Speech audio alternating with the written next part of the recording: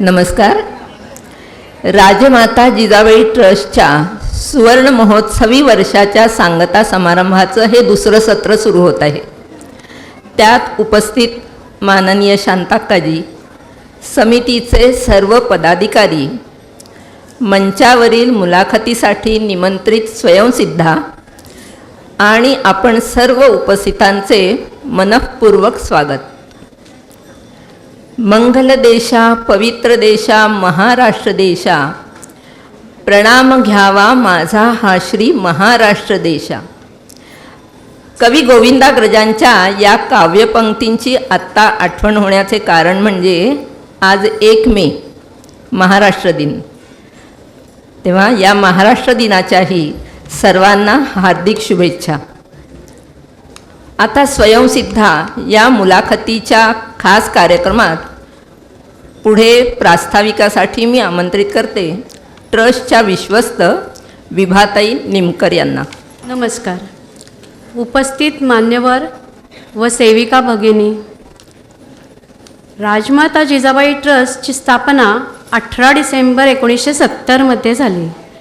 ट्रस्टचा मुख्य उद्देश राष्ट्रसेविका समिती या संघटनेच्या राष्ट्र निर्माण या हेतुपूर्तीसाठी विविध कार्यक्रमांचं आयोजन व उपक्रमांनुसार महिला व बालकल्याण संदर्भात जनजागृती करणे, महिलांचं शिक्षण तसेच त्यांच्या नैतिक बौद्धिक विकासासाठी कार्य करणे, गरजू महिलांना स्वयंरोजगाराची संधी उपलब्ध करून देणे, या सर्व हेतूने महिलांची मदत करणे, आर्थिक सामाजिक उन्नती करण्यासाठी विविध अभ्यासक्रम आयोजित करणे असा आहे. राजमाता जिजाबाई ट्रस्टचे 2021-22 हे सुवर्ण महोत्सवी वर्ष आहे. 50 वर्षापूर्वी ही वास्तू अनेकांच्या सहकार्याने व सहभागाने उभी राहिली. त्यामुळे सेविकांचे, कार्यकर्त्यांचे व इथे येणाऱ्या सर्व प्रत्येकाचे या वास्तूबद्दल भावनिक संबंध जोडले गेलेत. गरजू महिलांना रोजगाराच्या संधी उपलब्ध करण्यासाठी संस्थेतर्फे हळद, तिखट, जिरं, मोहरी अशा प्रकारच्या 15हून अधिक बेगमीच्या पदार्थांचं खरेदी, पॅकिंग करून विक्री 31 उपकेंद्रांमार्फत ग्राहकांपर्यंत त्याचं वितरण केलं जातं. बाहेरगावातून येणाऱ्या महिलांना ठाणे, मुंबईत नोकरी अथवा शिक्षणासाठी भोजनासह निवासाची सोय व्हावी या हेतूने वाजवी दरात आपण शालिनीताई जोशी वसतिगृह चालवतो. त्यात सध्या 38 महिलांची सोय आहे. वसतिगृहासाठी कायमच प्रतीक्षा यादी असते. शारीरिक मानसिक विकासासाठी योग वर्ग, दासबोध, भजन वर्ग, गीता संथा वर्ग, लहान मुलांसाठी संस्कार वर्ग, कराटे वर्ग हे सर्व ट्रस्टच्या वास्तूत सुरू असतं. सेवा उपक्रमाअंतर्गत आपण सेवा वस्तीत किंवा आदिवासी पाड्यांवरती आरोग्य शिबिरं घेतो, ज्यात गर्भवती महिला व बालकांना पौष्टिक आणि पूरक आहार व आवश्यक ते औषधं पुरवली जातात. आपत्ती काळातही आर्थिक व वस्तू स्वरूपात मदत केली जाते. तसेच शैक्षणिक उपक्रमांतून गरजू विद्यार्थिनींना शिक्षणासाठी अर्थसहाय्य केलं जातं. ह्या सर्व प्रकल्पांसाठी अनेक ज्ञात व अज्ञात अशा संस्था आणि व्यक्तींकडून संस्थेला भरपूर सहकार्य मिळतं. 1 मे 21 या सुवर्ण महोत्सवी वर्षाची सुरुवात झाली. सुरुवातीला सत्यनारायणाची पूजा, श्रीसूक्त आवर्तन माननीय शांताक्काजी व माननीय सुशीलताई महाजन यांचं मनोगत होऊन कार्यक्रमाची सुरुवात झाली व वर्षभर विविध कार्यक्रमांचं आयोजन केलं गेलं.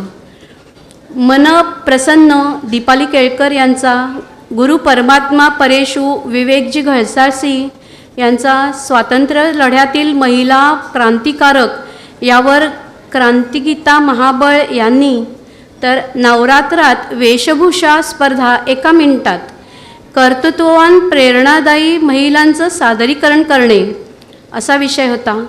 गीता ज्ञानयज्ञ याच्यामध्ये 110 जण सहभागी होऊन त्यांनी संपूर्ण गीता पठण केलं. संस्थेच्या उद्योग मंदिराचा प्रवास, उद्योग मंदिराच्या आधारस्तंभ माननीय निर्मलाताई पित्रे व उषाताई धाकरस यांची मुलाखत राधाताई भिडे यांनी घेऊन केली. अष्टभुजा देवीच्या वर्धापनदिनी आपण पूजा, श्रीसूक्त, अभिषेक व आपलं भजनी मंडळ आहे त्याचं भजन करून कार्यक्रम केला.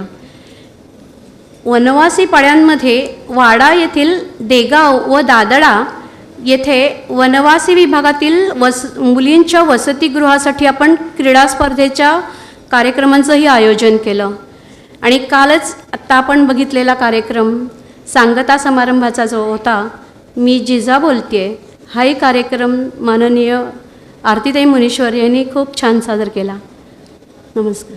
यानंतर स्त्रीची विविध रूपं उलगडणारं एक सुमधुर गीत सादर करण्याकरता आमंत्रित करते श्वेताताई झा यांना.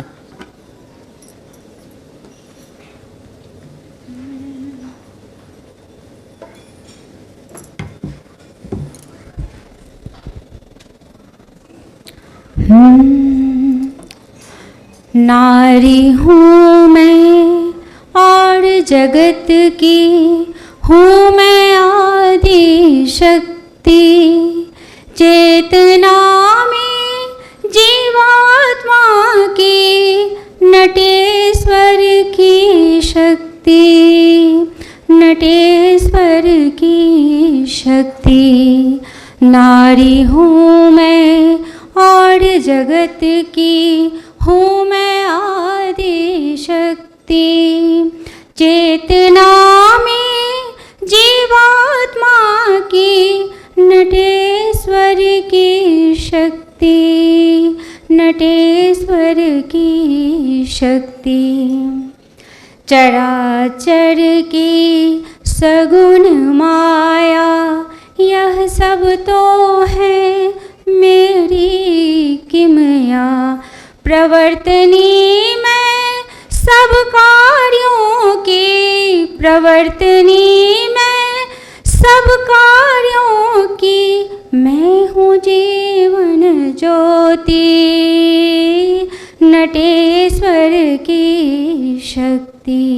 नारी हूँ मैं हूँ चारुता, मैं हूँ मधुरता, मैं ही दिव्यता और भव्यता, मैं मंगलता स्नेहशीलता, मैं मंगलता स्नेहशीलता, सृजनता की मूर्ति, नटेश्वर की शक्ति. नारी हूँ मैं कन्या, मैं स्नेहल भगिनी, मैं पत्नी, मैं गृह स्वामिनी, मैं माता हूँ अभयदायिनी, मैं माता हूँ अभयदायिनी, मूर्तिमंत मैं स्फूर्ति, नटेश्वर की शक्ति. नारी हूँ मैं सृष्टि में, भूमि में सरिता, कामधेनु में मैं कल्पकता, तेजशलाका कांतिमयी मैं, तेजशलाका कांतिमयी मैं धृत मेघा भक्ति, नटेश्वर की शक्ति. नारी हूँ मैं विद्या में कला कामनी, मैं लक्ष्मी में विभवदायिनी, मैं दुर्गा में शौर्यशालिनी, मैं दुर्गा में शौर्यशालिनी, त्रिगुणात्मक अभिव्यक्ति, नटेश्वर की शक्ति. नारी हूँ मैं और जगत की हूँ मैं आदि शक्ति। चेतना में जीवात्मा की नटेश्वर की शक्ति, नटेश्वर की शक्ति, नटेश्वर की शक्ति, नटेश्वर की शक्ति। वंदे मातरम। स्वयंसिद्धा विविध क्षेत्रात आपले कर्तृत्व सिद्ध केलेल्या 3 महिलांना आपण निमंत्रित केले आहे मुलाखतीसाठी. मुलाखत घेणार आहेत वृंदाताई टिळक. मला माहीत आहे आपण सर्वजणी उत्सुक आहात या तिघींचा कार्यप्रवास जाणून घेण्यासाठी. तेव्हा आपला अधिक वेळ न घेता निमंत्रितांचा प्रथम परिचय करून देण्यासाठी मी आमंत्रित करते ट्रस्टच्या विश्वस्त भारतीताई गुजराथी यांना. नमस्कार. आलेल्या मुलाखत घेण्यासाठी आलेली आपली वृंदाताई आणि मुलाखत देणाऱ्या तिन्ही मान्यवर यांचं मी स्वागत करते आणि परिचय करून देते. मुलाखत घेणारी आहे वृंदाताई गिरीश टिळक.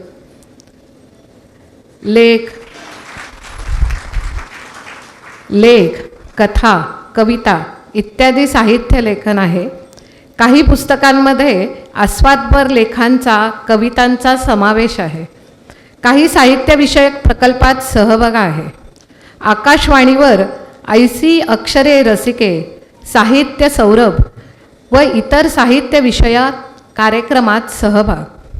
कार्यक्रमांचे संहिता लेखन, भाषण, निवेदन, मुलाखती, अभिवाचन इत्यादी करत असते. सिल्व्हर वेगन ट्रॅव्हल्स या प्रवास वर्णनपर हा ब्लॉग असून त्यात नियमित लेखन करते. अखिल भारतीय साहित्य परिषद आणि कोकण प्रांत पदाधिकारी म्हणून जबाबदारी आहे. उत्तरांगण सेवा फाउंडेशन ह्या ज्येष्ठ नागरिकांसाठी काम करणाऱ्या संस्थेची संस्थापक संचालक आणि इतर काही सामाजिक संस्थांसाठी स्वयंसेवक म्हणूनही काम करते. आणि आपल्या कुठल्याही कार्यक्रमात तिला ऐनवेळी सांगितलं तरी ती कधीच नकार देत नाही. काही आपल्याला गरज पडली तर ती लगेच उभी राहते. अशी वृंदाताई आज मुलाखत घेणार आहे. तिचं ट्रस्टतर्फे मी स्वागत करते आणि पद्मश्री ताईला सांगते की तिचं तिने स्वागत करावं.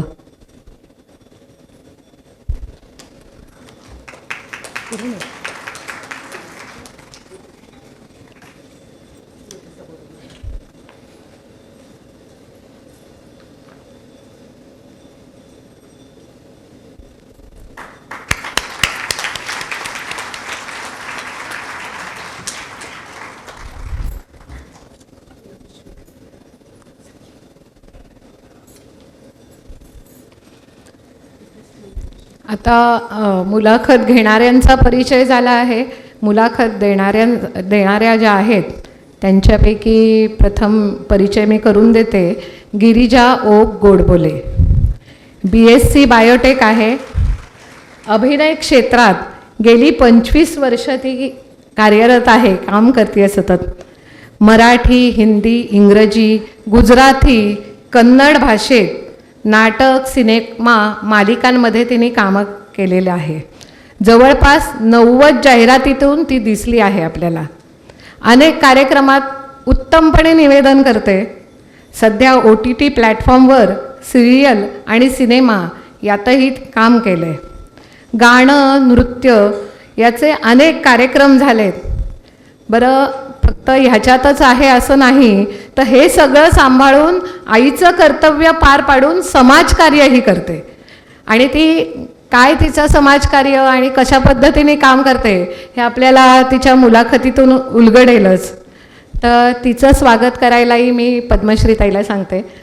हा योगायोग आहे की आईकडून मुलीचं स्वागत होतंय.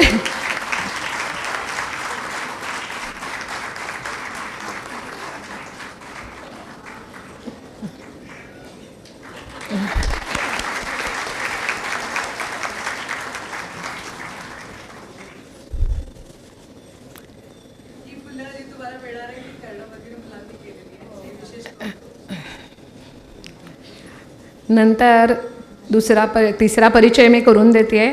डॉक्टर सुचेता अश्विन सावंत आयुर्वेदाचार्य आहेत, MA संस्कृत आहेत, शाश्वत आयुर्वेद क्लिनिक हे त्यांचं आहे. मुलुंड वंध्यत्व निवारण या क्षेत्रात उल्लेखनीय काम केलं आहे. सुगम संगीतामध्ये विशारद आहेत, म्हणजे डॉक्टर असूनही सुगम संगीतामध्ये विशारद आहेत. शिवाय राज्यस्तरीय कबड्डी आणि व्हॉलीबॉल खेळाडू आहेत. आत्तापर्यंत त्यांचे 12 आंतरराष्ट्रीय शोध पेपर प्रकाशित झाले आहेत. योग परिचय असं त्यांनी एक पुस्तकही लिहिलं आहे. तसेच आकाशवाणी व दूरदर्शनवर अनेक वेळा त्यांनी वैद्यकीय मार्गदर्शनही केलं आहे. अनेक सामाजिक कार्यात त्यांचा उल्लेखनीय सहभाग असतो. ASA या संस्थेच्या त्या संस्थापक सदस्य आहेत. ह्या सगळ्यांचेच परिचय खूप मोठे आहेत, पण आपल्याला जास्तीत जास्त त्यांना ऐकायला मिळावं म्हणून मी थोडक्यात परिचय त्यांचा करून दिलेला आहे. त्यांचं स्वागत मी पद्मश्री ताईला करायला सांगते.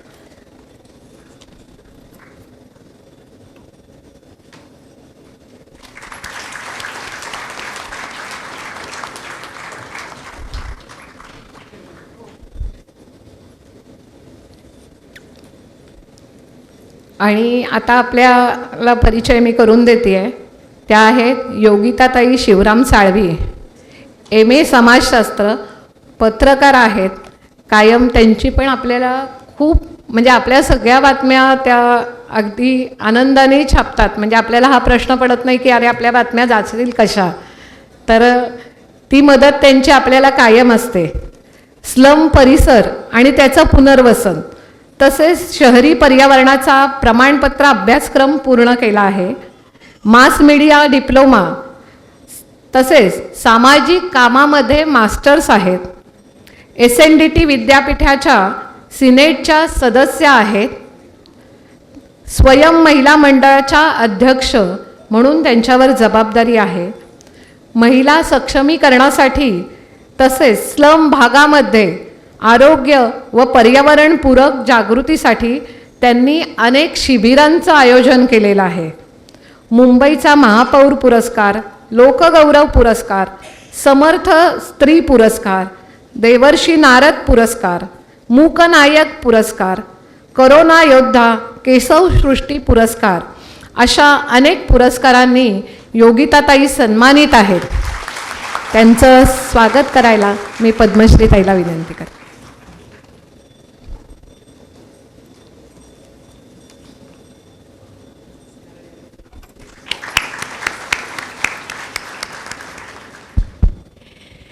नमस्कार.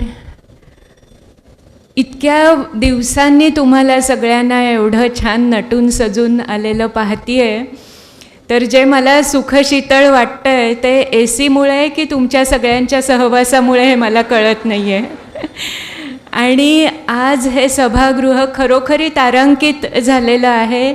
मला माझ्यासमोर माननीय शांताक्काजी दिसत आहेत, चित्राताई दिसतीये, चंदाताई दिसतीये, मंच तर आणि अनेक केंद्रीय प्रांतीय अधिकारी दिसत आहेत.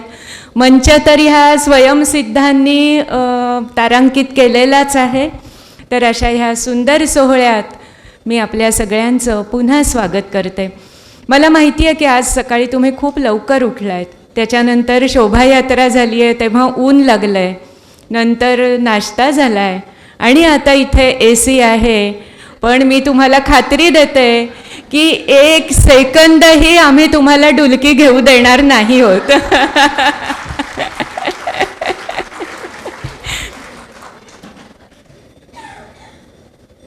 विश्वातील सगळ्यात मोठी महिला संघटना, विश्वातील सगळ्यात मोठी महिला स्वयंसेवी संघटना असलेली, तेजस्वी राष्ट्र पुनर्निर्माणाचा वसा घेतलेल्या लाखो सेविका ज्या संघटनेत आहेत, अशा राष्ट्रसेविका समितीने स्वयंसिद्धा हा विषय घेतला आहे तो अत्यंत समयोचित आहे. आत्ता आपल्याला थोडं गोंधळायला झालेलं आहे, उचित काय अनुचित काय. श्रेयस्कर काय याच्यावर पडदा जाणून बुजून टाकण्याचा देखील प्रयत्न होतो आहे. आणि अशा वेळेला आपण हा विषय घेतला आहे स्वयंसिद्धा. याचा ना डिक्शनरीत शब्दकोशात आपण अर्थ पाहिला. माझा आवाज कसा येतोय मागे? फार कर्कश नाही ना वाटत आहे? हां, म्हणजे जागे आहेत सगळ्या. तर स्वयंसिद्ध याचा शब्दकोशात अर्थ पाहिला ना तर 2 अर्थ आपल्याला दिसतात. एक म्हणजे जे स्वतःच सिद्ध झालेलं आहे, ज्याला काहीही पुराव्यांची किंवा काहीही उदाहरणांची गरज नाही, ते स्वयंसिद्ध. आणि दुसरं आहे ते स्वतःच सिद्ध झालेलं, ते स्वयंसिद्ध, कुठल्याही मदतीशिवाय ते स्वयंसिद्ध. मग असे ना शब्द येतात आणि जातात. म्हणजे आपल्याला आठवत असेल की 2014मध्ये महिला सबलीकरण, तुम्ही कुठलीही भाषणं ऐका, कुठलीही सभा ऐका, कुठलंही व्याख्यान ऐका, त्याच्यात हा शब्द आला नाही तर मग तो फाऊल धरला जातो असं असावं, इतका तो शब्द सतत यायचा. मग 2020मध्ये आला आत्मनिर्भर. आता तो शब्द सगळीकडे असतो. आणि हे दोन्हीही शब्दात खूप छान सकारात्मक छटा आहेत. पण मग मी विचार केला की स्वयंसिद्ध शब्दाचं मूळ आपल्याला कुठे सापडेल बरं. आणि मग माझ्या लक्षात आलं हे तर हजारो वर्ष पूर्वीच आपल्याला ह्याचं मूळ सापडलेलं आहे. कुठे तर सांगते ना, उद्धरेदात्मनात्मानं नात्मानं अवसादयेत आत्मैव हि आत्मनो बंधुर आत्मैव रिपुरात्मनः. आपला स्वतःचा उद्धार करायचा असेल, स्वतःची उन्नती करायची असेल तर ती आपली आपणच करायची आहे. असं कोणी सांगितलं आहे? भगवान श्रीकृष्णांनी सांगितलेलं आहे भगवद्गीतेत. तर मग तिथे ह्या स्वयंसिद्ध शब्दाचं मूळ आहे. मग स्वतःला सिद्ध करायचं, स्वतःची प्रगती करायची, तर ती कशी? तर ते आपण आज ह्या तिघी स्वयंसिद्धांची करत असणाऱ्या संवादातून जाणून घेणार आहोत. आपल्याला सगळ्यांना माहिती आहे की जर का प्रगती करायची तर आपल्याला कर्म करायला लागतं. भगवानांनी सांगितलं की कर्म करा तुम्ही, नियतम कुरु कर्मत्वम. पण हे नियत कर्म काय ते कसं कळायचं? ते कळण्यातच कित्येकांचा जन्म निघून जातो माहिती आहे. आणि मग असं वाटतं अगदी शेवटी कळतं की अरे हो, हेच मला करायचं होतं, पण आता काय उपयोग. पण ह्या तिघींना ते खूप लवकर कळलं आहे. अगदी म्हणजे मला इथे गिरिजा दिसते, योगिता दिसते, सुचेता दिसते की किती तरुणपणी ह्या सगळ्यांना हे कळलं आहे आणि त्या मार्गावर त्या चालत आहेत. मग मला आता त्या तिघींनाही असं विचारायचं आहे की हे क्षेत्र तुम्ही निवडलंत कसं आणि का?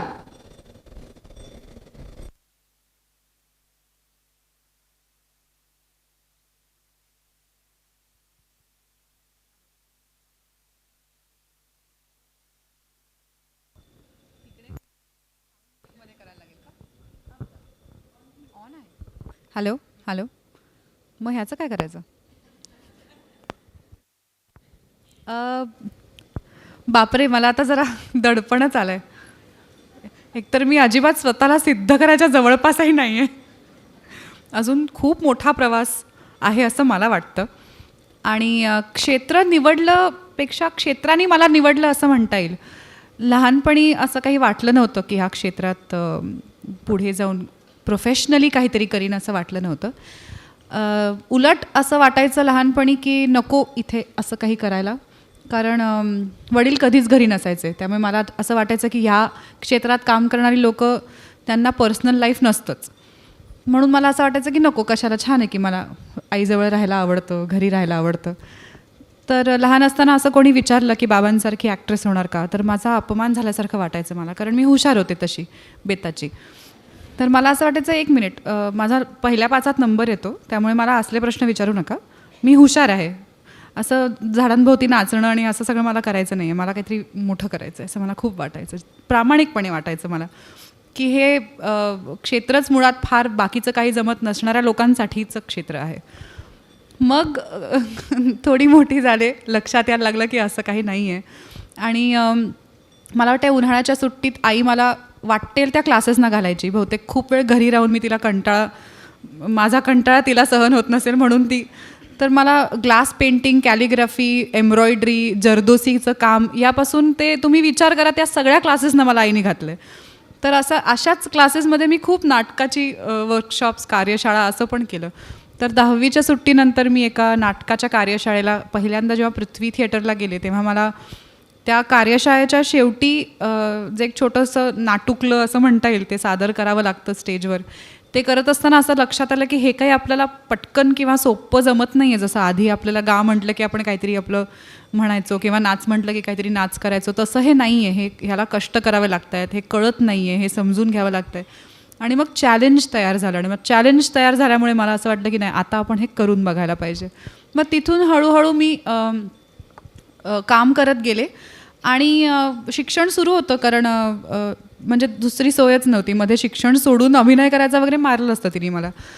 तर पूर्ण शिक्षण होईपर्यंत व्यवस्थित अभ्यास करायचे आणि कधीच फेल न होता, कुठेही लाल रेघ न येता व्यवस्थित बायोटेक्नॉलॉजीमध्ये पास झाले. त्यामुळे आई खुश झाली. मीनवाईल फिल्म्स करणं सुरू होतं. सो तारे जमीन पर मी जेव्हा शूट केला तेव्हा मी 2nd इयरला होते आणि मी शूटिंगच्या सेटवर जाऊन जर्नल कंप्लीट करायचे, कारण माझे सबमिशन्स होते. तर एकदा असं झालं होतं की बऱ्याच जणांना माहीत नव्हतं माझ्याकडे बघून की मी 19 वर्षाची असेल. तर ते असं कोणाला तरी कळलं आणि मग ते आमिर खानपर्यंत पोचलं. तर त्यांनी मला सेटवर विचारलं होतं की तू किती वर्षाची आहेस एक्झॅक्टली. तर मी त्याला सांगितलं होतं की मी 19 वर्षाची. त्यामुळे त्यांनी डोक्यावर हात मारून घेतला होता. तर असं सगळं करत करत मग मी शिक्षण पूर्ण करेपर्यंत 4-5 चित्रपटांचं शूटिंग संपलं होतं. जाहिराती काही केल्या होत्या, काही एखाद मालिका झाली होती. आणि मग तेव्हाही असं वाटत नव्हतं की हेच करावं, पण तोपर्यंत मी बरंचसं काम करत होते आधीच. तर ते असं आपोआप मी घसरले ह्यात असं म्हणता येईल. माझं शेवटपर्यंत सुरू होतं की नाही, आपल्याला काहीतरी जेनेटिक्समध्ये करायचं आहे वगैरे. पण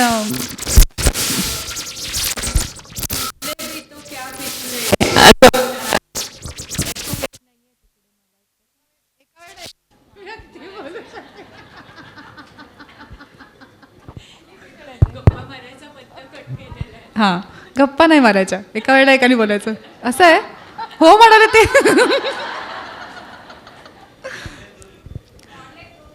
कॉर्डलेस दोन्ही चालतील. बरं बरं.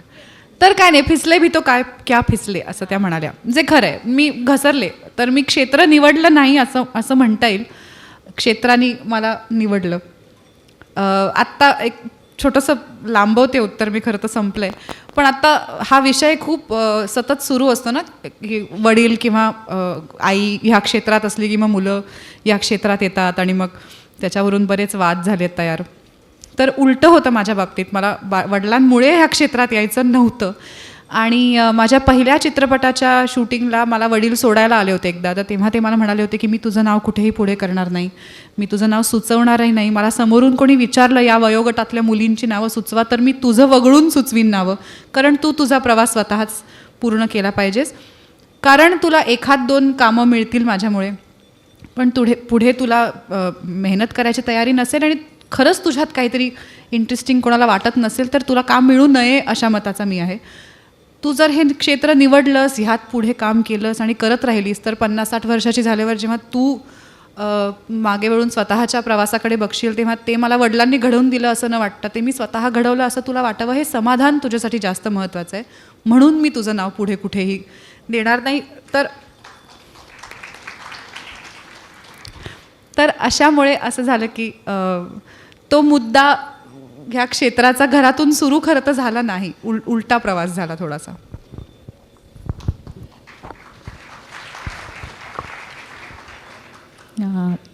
खूपच छान माहिती आपल्याला मिळाली, जी आपल्याला माहिती नव्हती अशी माहिती आपल्याला आज मिळते. मी हे क्षेत्र निवडण्याचं मुख्य कारण म्हणजे एकतर त्या काळामध्ये मुलगी डॉक्टर आणि मुलगा इंजिनियर असं ठरलेलंच होतं. असं असूनही 2 प्रसंग मला सांगावेसे वाटतं की पुण्याला बुधवार पेठेमध्ये पासोड्या विठ्ठल मंदिरसमोर माझे आजोबा भगवान दादा आणि आजी धोंडीबाई अशिक्षित असूनही त्यांनी खूप कष्टाने त्यांच्या 13 मुलांमधून एका मुलाला डॉक्टर बनवलं. तो माझा डॉक्टर राम मामा. त्याची प्रॅक्टिस मी लहानपणी पाहिली. म्हणजे त्याला पाहिली म्हणजे कसं, आम्हाला क्लिनिकमध्ये जायला अलाउड नव्हतं. मुलं धुडगूस घालतील, काहीतरी तिकडे हे करतील म्हणून लॉक असायचं तिकडे. पण त्याचे पेशंट, त्याचा रुबाब, त्याला मिळणारा आदर, लोक रडायची बरी झाल्यानंतर, आजोबांचा अभिमानाने भरून आलेला ऊर, आणि त्यानंतर तो जेव्हा परदेशी निघून गेला तेव्हाचं जे दुःख, आणि त्यावेळेला ठरवलं की आपण डॉक्टर व्हायचं आणि आपण आपल्या देशातच राहून सेवा करायची. खरं तर मला नेहमीप्रमाणे प्रत्येकालाच सर्जन व्हायचं असतं किंवा गायनेकोलॉजिस्ट व्हायचं होतं, असंच असतं. नंतर अजून एक प्रसंग घडला. उस्मानाबादमध्ये आम्ही असताना तिथले एक सिव्हिल सर्जन होते, ते खूप चांगले होते. म्हणजे आसपासच्या सगळ्या गावांमधून त्यांच्याकडे रुग्ण येत असत आणि वस्तीला राहून उस्मानाबादच्या सरकारी रुग्णालयामध्ये ते चिकित्सा घेत असत. त्यांचं तेव्हा एवढं लहानपणी काही कळायचं नाही, पण तेव्हा त्यांच्या बंगल्यामध्ये शाळेतून जाताना त्यांच्या काचेच्या वॉल कंपाऊंडवरून उडी मारून शहतूत तुतिया म्हणतात ना, ते झाड लगडलेलं असायचं. आणि मी जरा आडदांड आणि सगळ्यात उंच धिप्पाड वगैरे अशी, म्हणून मला ते वॉलवर चढून ते काम असायचं. मलबरी चोरून आणायच्या आणि मग त्या खायचं. तर हा भाग वेगळा. पण एके दिवशी मला पाहायला मिळालं की प्रचंड लोक तिथे, आमचं गाव जमा झाल्यासारखं त्या सरकारी रुग्णालयाजवळ लोक जमलेली होती आणि शोक चालला होता की घरचाच माणूस जणू काही गेला आहे. ते सिव्हिल सर्जन हार्ट अटॅकनी एक्सपायर झाले होते. ते पाहिल्यानंतर मला मग आपोआप माझ्या मनात तुलना झाली की आपल्याला असं काही, म्हणजे असा डॉक्टर व्हायचं आहे, बाहेर नाही जायचं आहे, म्हणजे कुठे इथे राहून पण खूप चांगलं करतात. आणि ते मनात ते होतं आणि त्या अनुषंगाने मग करत गेले, घटना घडत गेल्या, ॲडमिशन्स मिळत गेल्या. आणि आज मला खूप बरं वाटते की मी MBBS डॉक्टर नाही का, कारण पूर्णपणे भारतीय, पूर्णपणे आपली चिकित्सा आणि आपल्या संस्कृतीशी निगडीत असणारी चिकित्सा मी करते आणि आपल्या मातीशी प्रामाणिक चिकित्सा मी करू शकते आणि त्याच्यामध्ये रुग्णांचा आशीर्वाद मिळत राहतो आणि ते खूप मुलाचं वाटतं मला. नमस्कार सगळ्यांना. खरं म्हणजे ताईंनी विचारलं की क्षेत्र कसं निवडलं, तर असं बघायला गेलं तर मी पारंपरिक आपलं मराठी कुटुंब असतं जे अतिशय अनिम्नवर्गीय असतं आणि जिथे 18 वर्षाच्या आत मुलींचं लग्न झालं पाहिजे अशी संस्कृती आणि असं वातावरण. पण त्या वातावरणामध्ये सुद्धा माझे बाबा शिवराम साळवी हे रेल्वेमध्ये होते, पण पेपर वाचणं, वर्तमानपत्र वाचायची त्यांना भरपूर आवड होती. मी 3रीला असताना माझ्याकडून ते लोकसत्ता, नवा काळ, आमच्या घरी जवळजवळ 8 पेपर यायचे आणि ते वाचून का घ्यायचे की किती येतं हिला आ ई, पण 3री इयत्तेत असल्यापासून म्हणजे मी पेपर वाचते. पण त्यावेळी पेपरमध्ये लिहितात कसं, कोण लिहितं, कोण छपाई करतं, ही मला उत्सुकता असायची.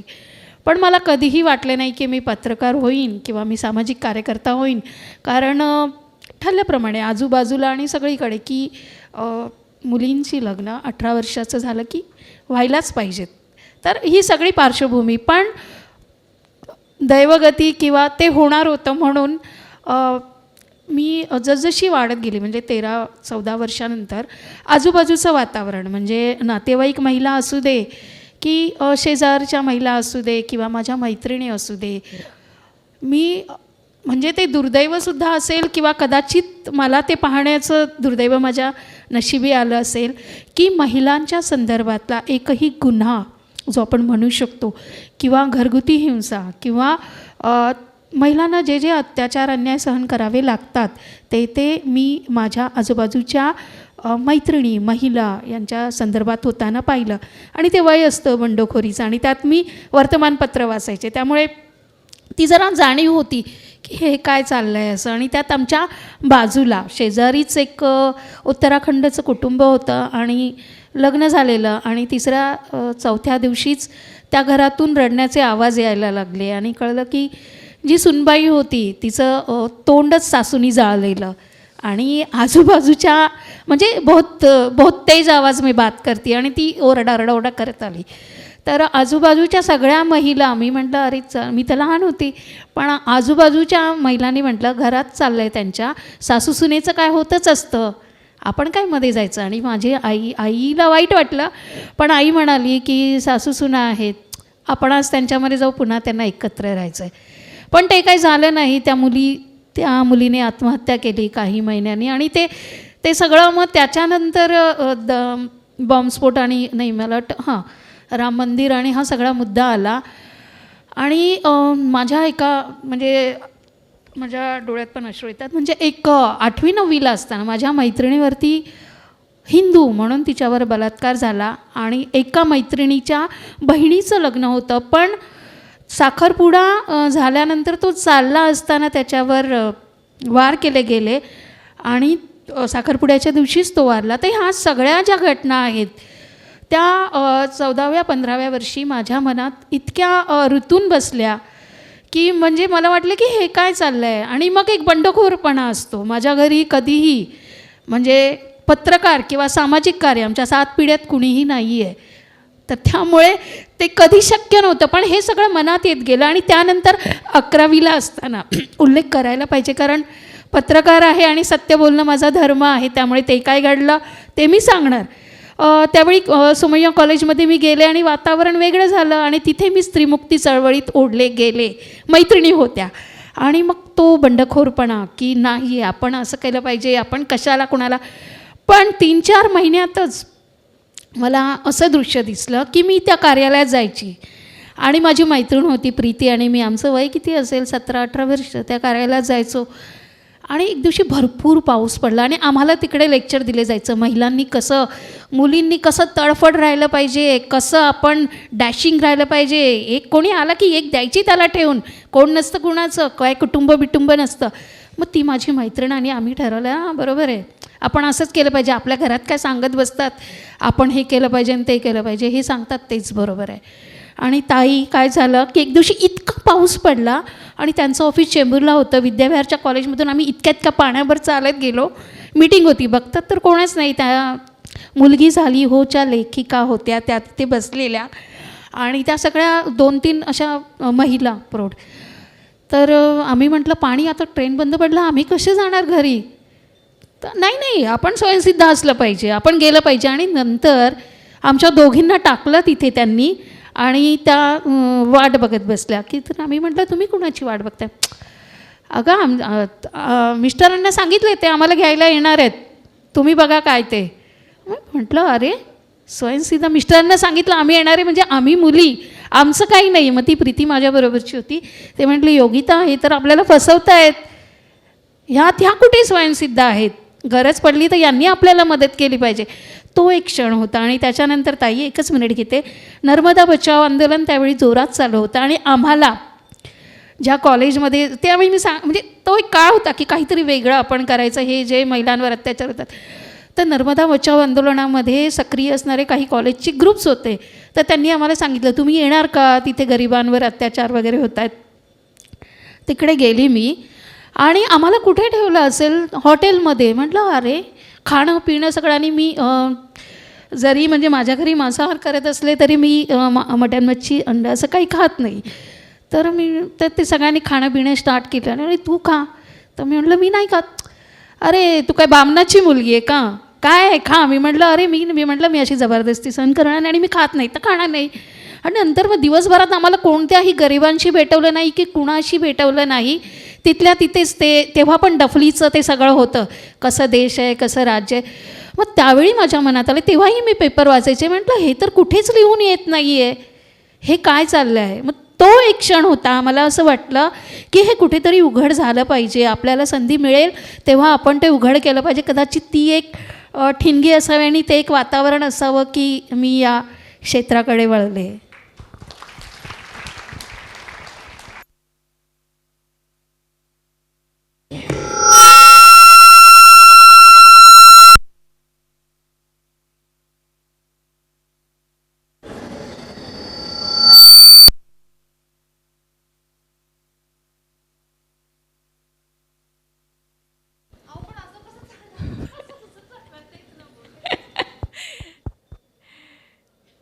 त्यांनी मला वेळ दिला की योगिताच्या बोलण्यानंतर सावरायला आणि पुढचे शब्द बोलायला. ह्या तिघींनीही खूप वेगवेगळ्या आयुष्यांचा, वेगवेगळ्या परिस्थितींचा पट आपल्यासमोर मांडलेला आहे. आवाज येतोय ना आता? हां, दादांनी काहीतरी केलं आहे तिकडून. तर ह्या सगळ्यांचं यश काय आहे ते तर आपण त्यांच्या परिचयात पाहिलं. आणि त्यांनी काम हे क्षेत्र कसं स्वीकारलं तेही आत्ता त्यांनी सांगितलं. त्यांनी निवडलं असेल, क्षेत्राने त्यांना निवडलं असेल, पण त्यांनी ह्याच्यात काम सुरू केलं. तर मग काम करताना अडचणी येतात, अडथळे येतात, आणि ह्या सगळ्यावर जो मात करेल त्यालाच यश मिळतं हे तर आपल्याला माहितीच आहे. असे जगावे छाताडावर आव्हानाचे लावून अत्तर, नजर रोखुनी नजरेमध्ये आयुष्याला द्यावे उत्तर. गुरु ठाकूरांची ही कविता आहे. तर अशा अनेक वेळा यांच्यावर आलेल्या असणार, ह्याची आपल्याला तिघींच्याही पहिल्याच याच्यात खात्री झालेली आहे. तर आत्तापर्यंत आपल्याला अडचणी काय काय आल्या, कारण यश हे दिसत असतं, सरफेसवर यश असतं, पण त्याच्या खालचं जे असतं, पाण्याखालचं, ते कुणाला माहिती नसतं. तर मी असं विचारीन की अडचणी काय काय आल्या आणि त्यातनं तुम्ही मार्ग कसा काढला.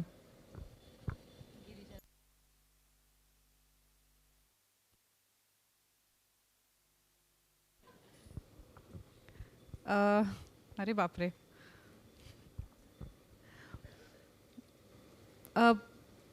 अडचणी अशा एक दोन गोष्टी किंवा घटना अशा नाही आठवत, पण मला असं वाटतं की आमच्या क्षेत्राबद्दल खूप समज गैरसमज असतात लोकांच्या मनात, आणि त्याचं खरं स्वरूप काय असतं हे आम्हाला खूप कमी वेळा सांगता येतं.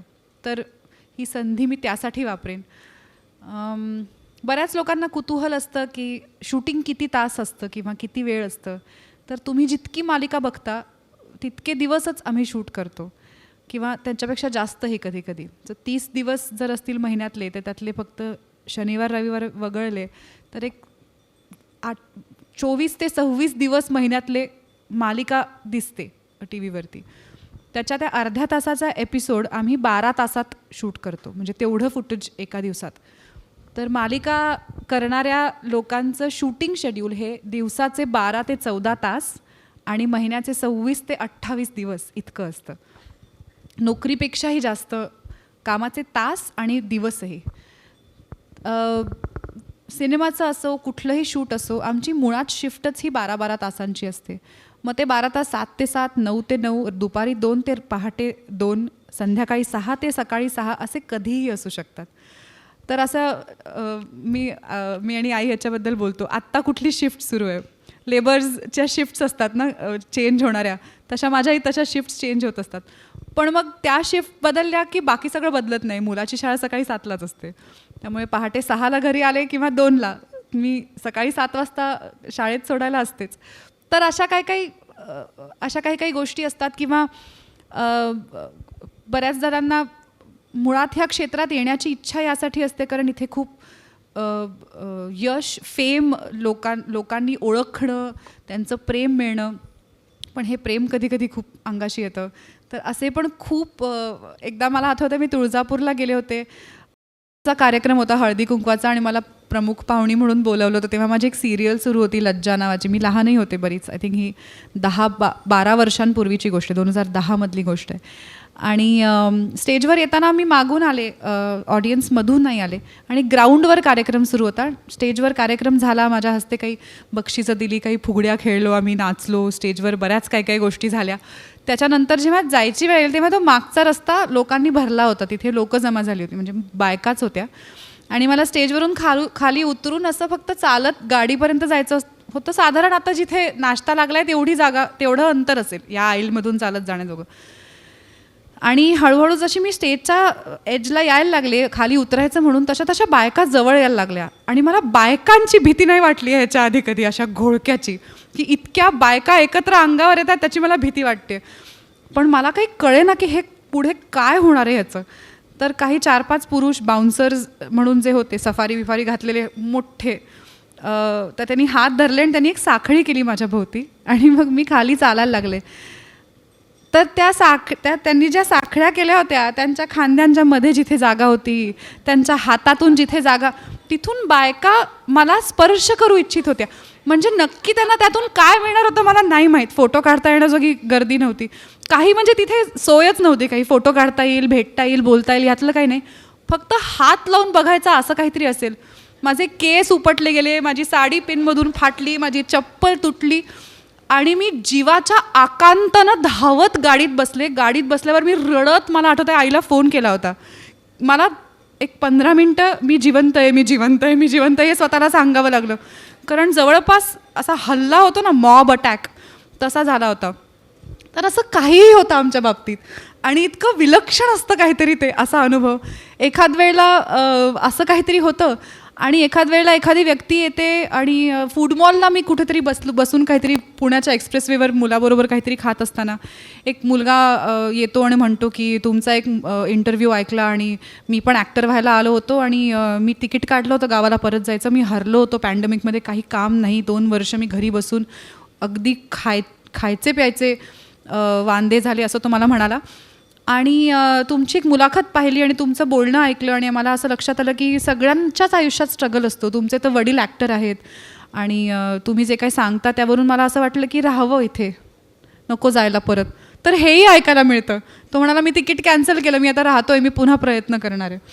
तर असं दोन्ही बाजूचं अनुभवता येतं आणि अर्थात आमचे सगळ्यांचे अनुभव खूप वेगळे आहेत आणि मी हे पूर्णपणे एक्सेप्ट करते की मी एका खूप प्रिव्हिलेज्ड आणि सेफ बॅकग्राऊंडमधनं येते. मला ह्याची कधीच भीती नव्हती की माझं हे काम झालं नाही किंवा मी हे केलं नाही तर मी उद्या काय करणार किंवा मी कुठे जाणार, त्याची कधीच भ्रांत मला भासू दिली नाही आईवडिलांनीही. आणि आता मी ज्या घरात आहे तिथेही सगळे ह्या क्षेत्रातले आहेत आणि खूप छान सुखवस्तू घरातली मुलगी आहे मी. त्यामुळे अगदी ग्राउंड रियालिटीज काय असतात स्ट्रगलच्या ह्या माझ्याकडून नाही कधीच कळणार. पण मी एक नक्की सांगू शकेन की जितकं ग्लॅमरस आणि जितकं सुंदर आणि जितकं लोभस हे क्षेत्र दिसतं ते तसं तितकं सोपं नसतं. आणि बऱ्याचदा ना आपल्याला एखादं काम करत असताना आपण दमलेलो असलो, आपल्याला कंटाळा आला असला आणि आपल्याला मजा येत नसली तर आपण किमान तोंड वाकडं करून काम करत राहू शकतो. थोडा वेळ करायचं आणि मग काम करायचं, हे आपण सगळ्याच करू शकतो. आम्हाला ते नाही करता येत. आम्हाला दिसावं लागतं टवटवीतच. कितीही कंटाळा आला असला, काहीही होत असलं तरी चेहरा असाच असावा लागतो. तर मला कधी कधी त्याचा खूप राग येतो. मला असं वाटतं की मला ना जरा 24 तास शूट केल्यानंतर असा एक सीन येतो. माझ्या लज्जाच्या शूटच्या वेळेला असं झालं होतं की आम्ही 48 तास शूट करत होतो सलग आणि मी सगळ्याच सीनमध्ये असायचे. त्यामुळे मला फारसा ब्रेक नव्हता. मध्ये असं बिचारी आता जरा कोमेजल्यासारखी दिसते, 2 तास झोपू देऊया म्हणून मला मेकअप रूममध्ये झोपू द्यायचे की मग परत मी शूट करायला यायचे. काहीतरी एपिसोडचा प्रॉब्लेम झाला होता आणि टेलिकास्ट अडकलं होतं आणि असं खूप असतं आमच्याकडे. तर आम्ही शूट करत होतो आणि एक साधारण 36-38 तास शूट केल्यानंतर एक सीन लिहून आला. त्याचं पहिलं वाक्य असं होतं की मनू ताजी तवानी आंघोळ करून नुकतीच बाहेर पडली आहे. तर माझं झालं की बाकी मी जगात काही करू शकते, ताजी तवानी तर मी नाहीच दिसू शकत. तर अशा खूप गमती जमती असतात. पण आजूबाजूला लोकही असतात आणि सगळ्यांना हे कळून असतं, समजून असतं की ह्या क्षेत्राच्या काय मागण्या असतात. त्यामुळे आम्ही एकमेकांना आधार देऊन असतो आणि कुठल्याही सेटवरती एक परिवारासारखं असतं वातावरण. सगळे सगळ्यांना सांभाळून घेतात. त्यामुळे काम करायला मजाही येते आणि मग असे वेगवेगळे अनुभवही येतात. त्यामुळे मजा असते सगळी.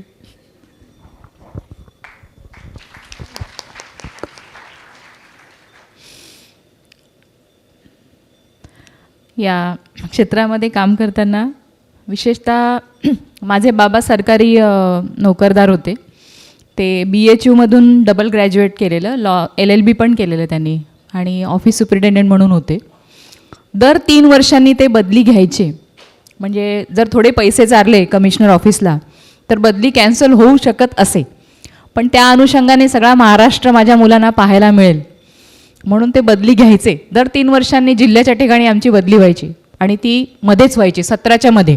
म्हणजे तिमाही दिली बुलढाण्याला तर उस्मानाबादला मग 6 म्हणजे पुढची वार्षिक परीक्षा, असं सगळं विचित्र असायचं. आणि मग आम्हा सरकारी नोकरदारांच्या मुलांना नगरपालिका शाळा किंवा जिल्हा परिषदेच्या शाळेमध्येच फक्त ॲडमिशन्स मिळायच्या. कारण मधून 17च्या मधून तुम्हाला चांगल्या शाळांमध्ये कोणी घेणार नाही.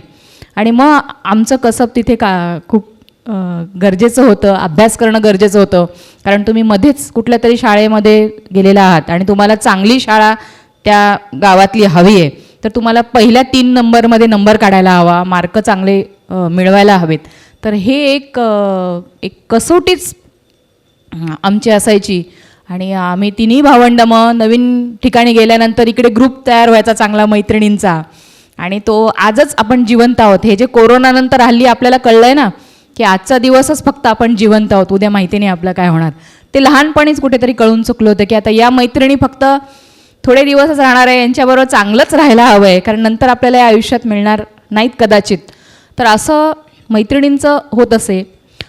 शिक्षकांबरोबर चांगला आपला रेपो तयार होतं नव्हतं तर दुसरीकडे बदली व्हायची. आणि त्या जिल्हा परिषद शाळेमध्ये जुळवून घेऊन सगळं अभ्यास करून पहिल्या 3मध्ये नंबर आणायचा. मग त्या बाबा मग त्या तिथल्या सगळ्यात चांगल्या शाळेत ॲडमिशन्स घ्यायच्या.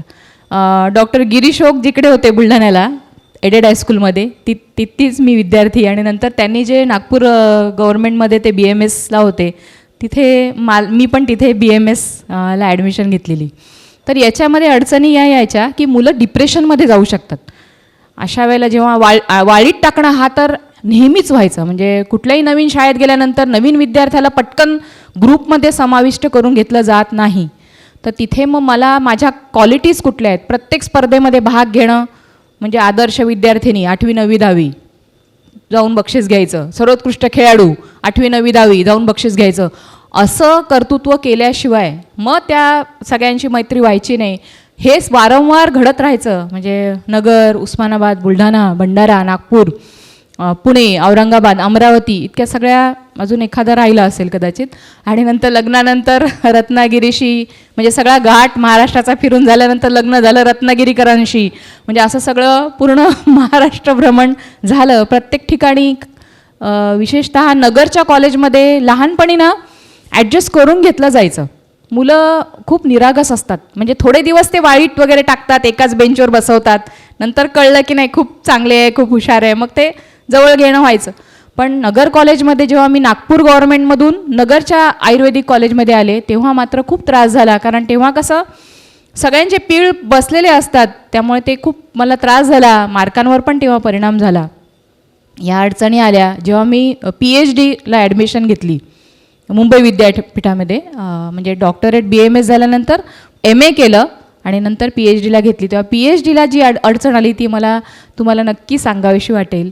माझा विषय होता निवडक पौराणिक सण व्रत, सामाजिक आणि वैज्ञानिक त्यांचं महत्त्व, तर अध्ययन. तर मग त्यावेळेला निवडक पौराणिक, आता विषय घेताना माझ्या लक्षात कसं येणार की 18 महापुराणं आहेत. 18 महापुराणामध्ये प्रत्येक महापुराणाचं जवळजवळ एवढ्या आकाराचं, मोठा आकाराचं 400-400 पानांची 4-4 खंड, 6-6 खंड एका पुराणाची आहेत.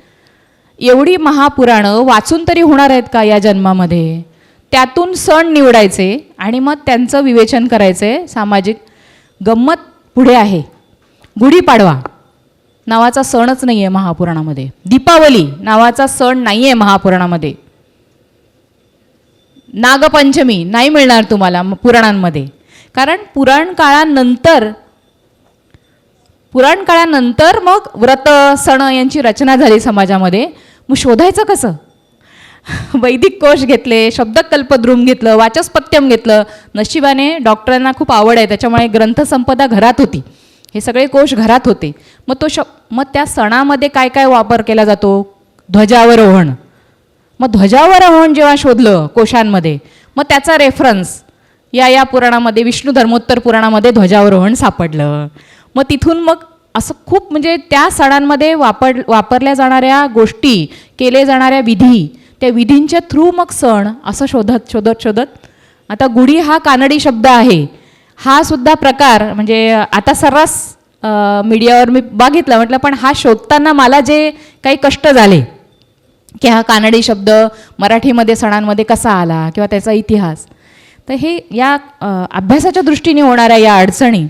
आणि दुसरं PhD करताना विशेषतः 45व्या वर्षी मी जेव्हा PhDला ॲडमिशन घेतली तेव्हा ती जी आपल्याला धावपळ करावी लागते, लायब्ररीमध्ये जावं लागतं, फोर्टला जावं लागतं, कलिनाला जावं लागतं, कुठे कुठे आपल्याला मराठी ग्रंथसंग्रह, कुठे जिकडे जिकडे चांगले ग्रंथ संपतात तिकडे आपल्याला जावं लागतं. घर, दवाखाना, मुलं 10वी-12वीला असताना मी हे PhDचं डोक्यावर घेतलेलं होतं आव्हान, आणि ते सगळं करताना फक्त एकच माझं आयुष्यामध्ये मी मानलं की असफलता एक चुनौती है, उसका स्वीकार करो, क्या कमी रह गई देखो रुको सोचो उसमें सुधार करो, तूफानों से डरकर नैया कभी पार नहीं होती और कोशिश करने वालों की कभी भी हार नाही होती. हे जे आहे ते माझं ब्रीदवाक्य होतं आणि त्या अनुषंगाने कार्य करत राहिले आणि मग या सगळ्या गोष्टींवर मात करता आली. जसं ताईंनी सांगितलं की कोशिश करने वालों की हार नाही होते, तर मला खरं तुम्ही म्हटलात की काय अडचणी आल्या, तर तसं वैयक्तिकरित्या बघायला गेलं तर लहानपणापासून म्हणजे मी असंच पाहिलेलं आहे की मुलींचा जन्म कष्ट आणि दुःख सहन करण्यासाठी आहे. त्यामुळे मला कधीही असं वाटलं नाही की हे कष्ट आहे किंवा दुःख आहे. आणि आजूबाजूला मी ज्या लोकांसाठी म्हणजे आजही मुंबईमधल्या 102 ज्या वस्त्या आहेत सेवा वस्ती, त्यामध्ये माझा संपर्क जाणं येणं आणि जनकल्याण समिती किंवा राष्ट्रीय स्वयंसेवक संघाच्या विविध आयामातून आपण तिथे काम करतो. तर ते जे जगणं आहे, तर मी कम्पेअर करत असते की त्यांना तर आयुष्यात मी अशी पण माणसं, अशा महिला पाहिल्या की त्या कधी हसल्याच नाहीत. त्यामुळे मला कधीच असं वाटलं नाही की मला काही अडचण किंवा काही आहे असं आयुष्यामध्ये. पण पत्रकारिता क्षेत्रामध्ये काम करताना काय आव्हानं येतात याबद्दल मला माझ्या आठवणी सांगायच्या आहेत. की काही ठिकाणी मी कार्यक्रमाला जाते, लोकांना भेटते, तर कसं ताईंनी सांगितलं की ते हसरा चेहरा ठेवणं. कधी कधी काय असतं की मी लोकांमध्ये जाते आणि मला माहिती असतं की समोरची व्यक्ती आहे ती देशविघातकच कृत्य करते आणि तिला समाजाला तोडायचंच आहे, पण ती माझ्या समोर असताना खूप सारं सामाजिक कार्य, डॉक्टर बाबासाहेब आंबेडकरांचं नाव घेऊन त्यांच्या विरोधातच, त्यांच्या विचारांच्या विरोधातच सांगून लोकांना भडकवत असतात. तर मग मला तो हसरा चेहरा करून त्यांचं ऐकायचं असतं, कारण मला लिहायचं असतं की ते काय विचार करतात. मग त्यांना काउंटर करायचं असतं. मग मी पूर्ण ऐकून घेते त्यांचं, पण तोपर्यंत माझ्या मनात येत असतं की याला चपलेने मारलं पाहिजे. तर हो, पण मग तो शांत ऐकून घ्यावं लागतं की ऐकतोय काय म्हणताय, त्याच्या मनात काय आहे तर लक्षात घ्यावं. तर मी माझ्या 3 आठवणी सांगणार आहे. एक तर नुकतीच आत्ताच या गेल्या डिसेंबरमध्ये कम्युनिस्ट पार्टीची हे होती, परिषद होती, अखिल भारतीय परिषद संभाजीनगर औरंगाबादमध्ये होती आणि दलित हक्काची परिषद होती ती, दलित हक्काची. तर मी म्हटलं बघूया काय म्हणतात ते. तर माझा एकंदर मी केशभूषा अशीच ठेवली आहे की त्यांना बिलकुल असं वाटत नाही की मी काही वेगळा विचार करू शकते. तर मी गेली आणि तिकडे त्यांचे अखिल भारतीय संघटन मंत्री D. राजा आलेले आणि सगळे वृद्ध असे सगळे. मग त्यांचं ते सुरू झालं बाबासाहेब आंबेडकरांचं नाव घेणं वगैरे, आणि मी पण त्यांच्यामध्ये जाऊन बसले आणि त्यांचं ते सगळं ऐकत बसली, कारण मला लिहायचं होतं त्यांचे विचार काय आहेत ते मला ऐकून त्याच्यावरती एक संशोधनपर आर्टिकल करायचं होतं. तर मला बघून ते म्हणाले, अरे वा नई कॉम्रेड आ गई. तर मी सुद्धा काही म्हटले नाही, मी ऐकलं त्यांचं ते काय म्हणत होते. ॲक्च्युली दलित हक्क वगैरे काही नव्हतं, तर ते कसं मनुवादी परंपरा, म्हणजे आता हे 2024 साली कसं हे मनुवादी हरणार आहेत, आपल्याला परत जिंकायचं, असं त्यांची ती परिषद सुरू होती आणि मी लिहित होती. तर त्यांनी प्रश्न विचारायला सांगितले की किसी कॉम्रेड को पूछना है तो पूछो. तर मग ते त्यांचं सुरू झालं विचारायचं की हे कधी ही ब्राह्मणशाही ही कधी निघून जाणार, कधी आपलं राज्य येणार, आपल्या नागवंशीयांचं राज्य, हे सगळं सुरू झालं. आणि इतक्यात मी त्यांना विचारलं की पण परमपूज्य डॉक्टर बाबासाहेब आंबेडकरांनी तर सांगितले की आपण सगळे एकच आहोत. तर ते म्हणाले, बेटा आपण हम लोग बाद में बात करेंगे. तर थोडक्यात की हे जे लोक बसलेले आहेत वेगवेगळ्या यंत्रणेमध्ये, जर आपण द काश्मीर फाईल्स सगळ्यांनीच पाहिलं, ती म्हणते की सत्ता उनकी है मगर प्रशासन में तो हमारे लोग बैठे. तर हे जे आहे ना, हे अडथळे आहेत माझ्या कामामध्ये येतात. एक घटना मी सांगू इच्छिते की मी झारखंड आणि छत्तीसगडमधले नक्षलवाद याविषयी मी संशोधनपर आर्टिकल करायला गेलेले, आणि दुसरं झारखंडमध्ये पत्थलगडी असते, त्या पत्थलगडीच्या माध्यमातून कसं भोळाबाळ्या वनवासींना फसवलं जातं यावरती मी आर्टिकल करायला गेलेले. तर छत्तीसगडची माझी आठवण आहे. झारखंडची आठवण आहे की मी ज्या ट्रेननी जाणार होते त्या ट्रेन कॅन्सल, काहीतरी माझं पर्सनल काम निघालं आणि मी दुसऱ्या दिवशी जाणार होते आणि मी गेली तिकडे आणि ज्या परिसरामध्ये जाणार होते तिथे आपल्या वनवासी कल्याण आश्रमाच्या केंद्रामध्येच मी होती, त्यांनीच व्यवस्था केलेली. तर तिकडे गेली. ते म्हणाले अच्छा दीदी आप कल नहीं आई. मी म्हटलं काय क्यों ऐसा बोल रहे, उल्टा एक दिन अपना गया. तो ते म्हणाले जिधर आपकी बैठक रखी थी, जिधर आपका ये किया था, वो जो सर थे ना उनकी कल हत्या हो गई और वो यहाँ से शहर से जो आए ना उनकी भी हत्या हो गई. अच्छा हुआ भगवान ने आपको बचाया, कल आप नहीं थी. मला म्हणजे ते भगवानने वाचवलं ते नाही आहे, पण अशा कठीण परिस्थितीत लोक काम करतात आणि ना त्यांची म्हणजे इतकी लोक मरतात. केरळमध्ये माणसं मरत आहेत, बंगालमध्ये मरत आहेत, झारखंडमध्ये, छत्तीसगडमध्ये, पण त्यांच्या मृत्यूवरती एकही शब्द कुठेही लिहून येत नाही. याचं दुःख आणि याची अडचण माझ्या मनात असते आणि माझ्या परीने मी प्रयत्न करते की हे सगळं बाहेर आलं पाहिजे. आणि हे लिहितानाही आपल्याला खूप तारतम्य बाळगावं लागतं. एक छोटीशी गोष्ट आहे, मालवणी सगळ्यांना माहिती असेल, मालाड सध्या भोंग्यांचं सगळं प्रकरण खूप उचलून धरलेलं आहे. तर मालाड मालवणीमध्ये जिथे 70% हिंदू होते आणि 9 बौद्ध होते त्या परिसरामध्ये आता मालवणी गेट नंबर 7मध्ये आता केवळ 8 कुटुंब राहतात आणि ते मागासवर्गीय आहेत.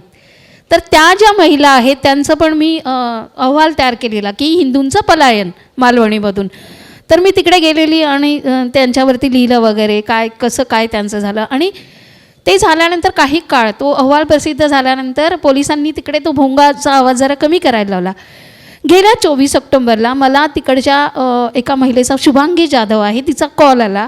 ती म्हणाली ताई इथे आम्हाला मारण्यासाठी सगळेजण आलेले आहेत आणि इथे त्यांनी छबील लावलेलं आहे आणि छबीलच्या नावाने, छबील म्हणजे माहिती आहे ना ते पाणी करायचं असतं, त्यांचं पाणी पाजायचं असतं, मुस्लिम करतात ते छबील. तर ते म्हणाली की छबीलच्या नावाने इथे सगळे गोळा झाले, त्यांना भोंगा परत लावायचा आहे आणि आम्ही इथे 7 कुटुंब आहोत, आम्हाला हकलवायचं आहे. तर तुम्ही हे, आम्ही सगळ्यांना न्यूज देतोय, कोणीच घेत नाही, तुम्ही ती न्यूज घ्या. रात्रीचे 11:30 वाजलेले. मी विचार केला पेज तर जात असेल आता, कारण टाईम असतो तो एक. तरी पण आमचे जे संपादक आहेत आणि सगळे ते आपलेच आहेत सगळे, त्यामुळे त्यांनी सांगितलं घे न्यूज घे. छोटीशी न्यूज, 500 शब्दांची न्यूज केली मी. दुसऱ्या दिवशी पेपरला आली ती न्यूज.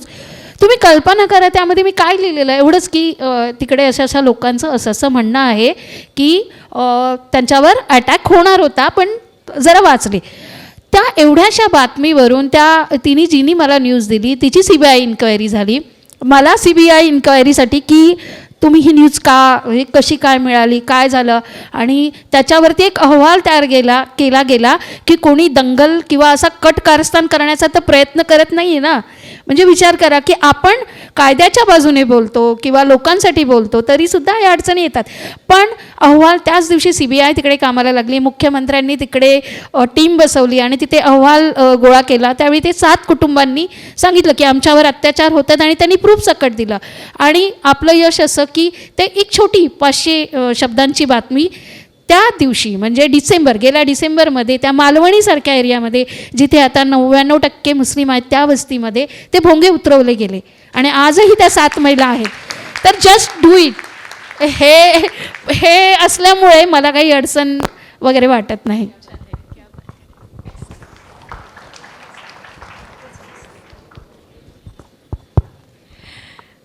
मला कोणी विचारलं नाही आहे की मला काम करताना काय अडचणी येत आहेत, पण मीच सांगते. पहिली गोष्ट म्हणजे माझ्या भाषण स्वातंत्र्यावर या दादांनी बंदी घातली आहे, हा माईकच बंद आहे. त्याच्यामुळे ह्या सगळ्या बोलत असतात तेव्हा मला प्रतिक्रिया देता येत नाही, नुसतं ऐकायला लागतं. आणि दुसरी तक्रार ह्या तिघींविषयी आहे, त्या माझे प्रश्न स्वतःच उत्तरं देऊन टाकतायत. मी त्यांना पुढचा प्रश्न असा विचारणार होते की समानता हा तर मूलभूत हक्क आहे आणि तो मिळायला पाहिजे, पण कामाच्या ठिकाणी असे अनुभव येतात का? आणि दुसरं होतं की स्त्रीकडे काही खास गुण असतात, मग संयम असेल, वेळेचं नियोजन असेल, धैर्य असेल, तर ह्या गुणांचा वापर आपण आपल्या कामाच्या क्षेत्रात करताना कसे अनुभव येतात? आणि ह्या तिघींनी इतकी सुंदर उत्तरं दिलेली आहेत त्याची की ह्याच्यासाठी पुन्हा एकदा टाळ्या झाल्या पाहिजेत. मला खरोखर अंगावर रोमांच येत आहेत तुमच्या तिघींचेही अनुभव ऐकताना. आणि तुमच्याबरोबर हा मंच मी इथे आहे ह्याचाही मला अभिमान वाटतो आहे आज. पाय असावे जमिनीवरती कवेत अंबर घेताना, हसू असावे ओठांवरती काळीज काढून देताना, संकटासही ठणकावून सांगावे आता ये बेहत्तर, नजर रोखुनी नजरेमध्ये आयुष्याला द्यावे उत्तर. गुरु ठाकूरांची कविता आहे आणि ह्या तिघींचं बोलणं ऐकताना मला सतत ह्या ओळी आठवत होत्या.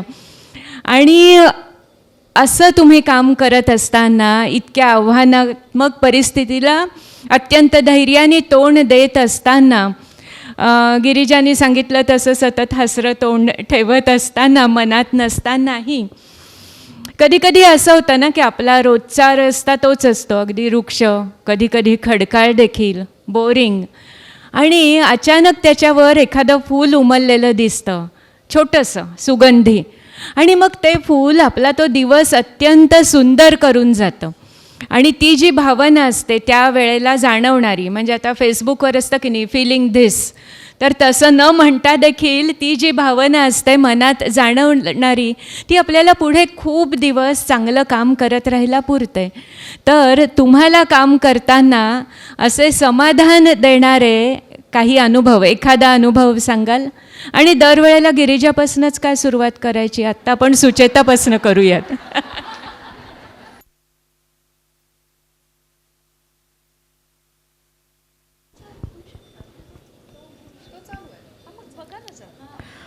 आयुर्वेदीय स्त्रीरोग तज्ज्ञ म्हणून काम करत असताना जेव्हा IVF फेल झालेल्या आधुनिक चिकित्सा खूप करून होते आणि नंतर त्याचे दुष्परिणाम थोडेसे होतात. वंध्यत्वाच्या बाबतीत हे फार जास्त होतं, कारण हॉर्मोनल ट्रीटमेंट्सना त्या स्त्रियांना सामोरं जावं लागतं.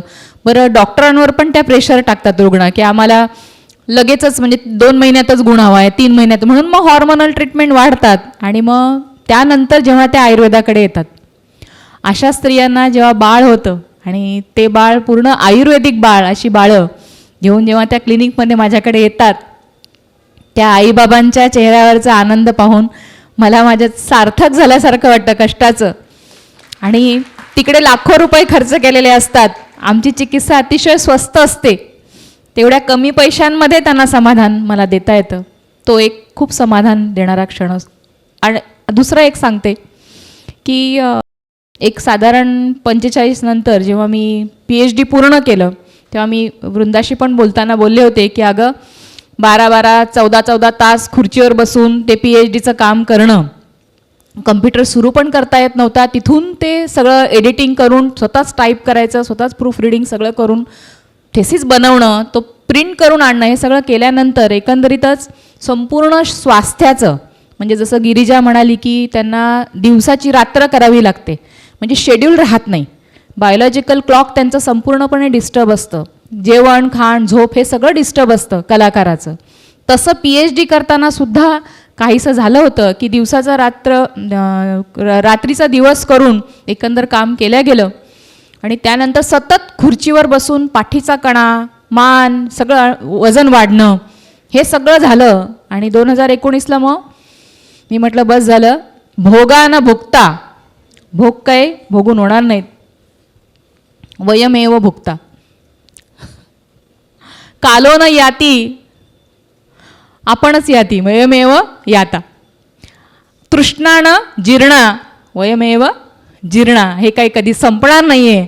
आणि मग कोरोनाच्या काळात प्रचंड पेशंट बघून, म्हणजे अपर्णा पण आहे, तिलाही माहिती आहे की असिस्टंट पण नव्हते, आम्हीच उघडायचो, आम्हीच सगळं औषध द्यायचं, सगळं तयारी आम्हीच करायचो, हे सगळं कोरोना काळात करून नंतर मी अक्षरशः प्रॅक्टिस कमी केली.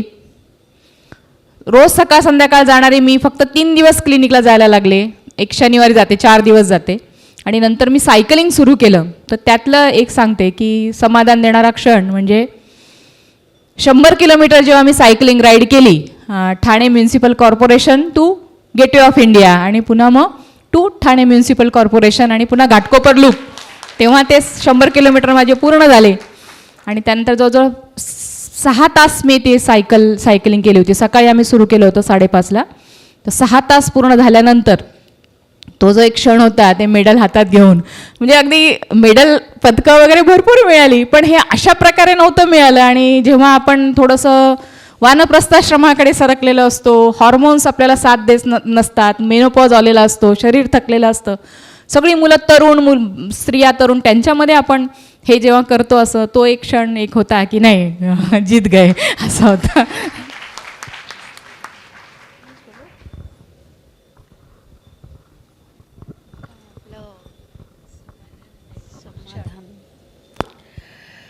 समाधान देणारा क्षण मी एक कोरोना काळातला मी सांगू शकेन की कोरोना काळामध्ये सगळ्यांना माहिती असेल की ते सेंटर असायचे की स्लम वस्तींमधल्या लोकांना त्या सेंटरमध्ये नेऊन ठेवायचे. तर पवईला महानगरपालिकेने एक सेंटर केलेलं आणि विक्रोळी, ईशान्य मुंबई वगैरे ह्या परिसरातले जे तिथे कुठच्याही चाळीमध्ये पेशंट सापडला की आजूबाजूच्या सगळ्या लोकांना तिथे आणून ठेवायचे.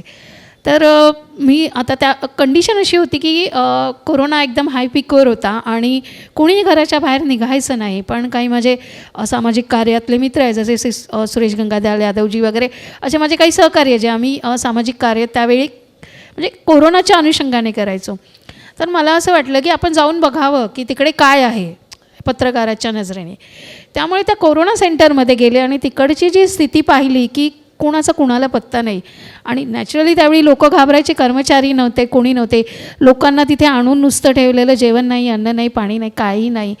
मग त्यावेळी मी त्या सेंटरवरती एक आर्टिकल लिहिलं तिथे जाऊन की अशी अशी परिस्थिती आहे आणि लोकांना घरातून उचलून आणून त्या सेंटरमध्ये ठेवतात, पण त्यांना तर काही सुविधा मिळत नाही आहे, त्यामुळे प्रॉब्लेम होऊ शकतात. आणि प्रॉब्लेम झालेलासुद्धा गोवंडीमध्ये काही विद्रोही नाही म्हणू शकत, विद्रोही तरी त्यातल्या त्यात थोडे ठीक असतात, पण अर्बन नक्षलाईट जे लोक आहेत, अर्बन नक्षलाईट शहरी नक्षलवादाला जे समर्थन करतात, जे बुद्धिवादी लोक जे डफली घेऊन नेहमी गाणी गात असतात, असा काही ग्रुप माझ्या नजरेत होता. आणि त्या लोकांच्या चाळीमध्येही काही लोकांना उचलून नेलेलं आणि सेंटरमध्ये ठेवलेलं.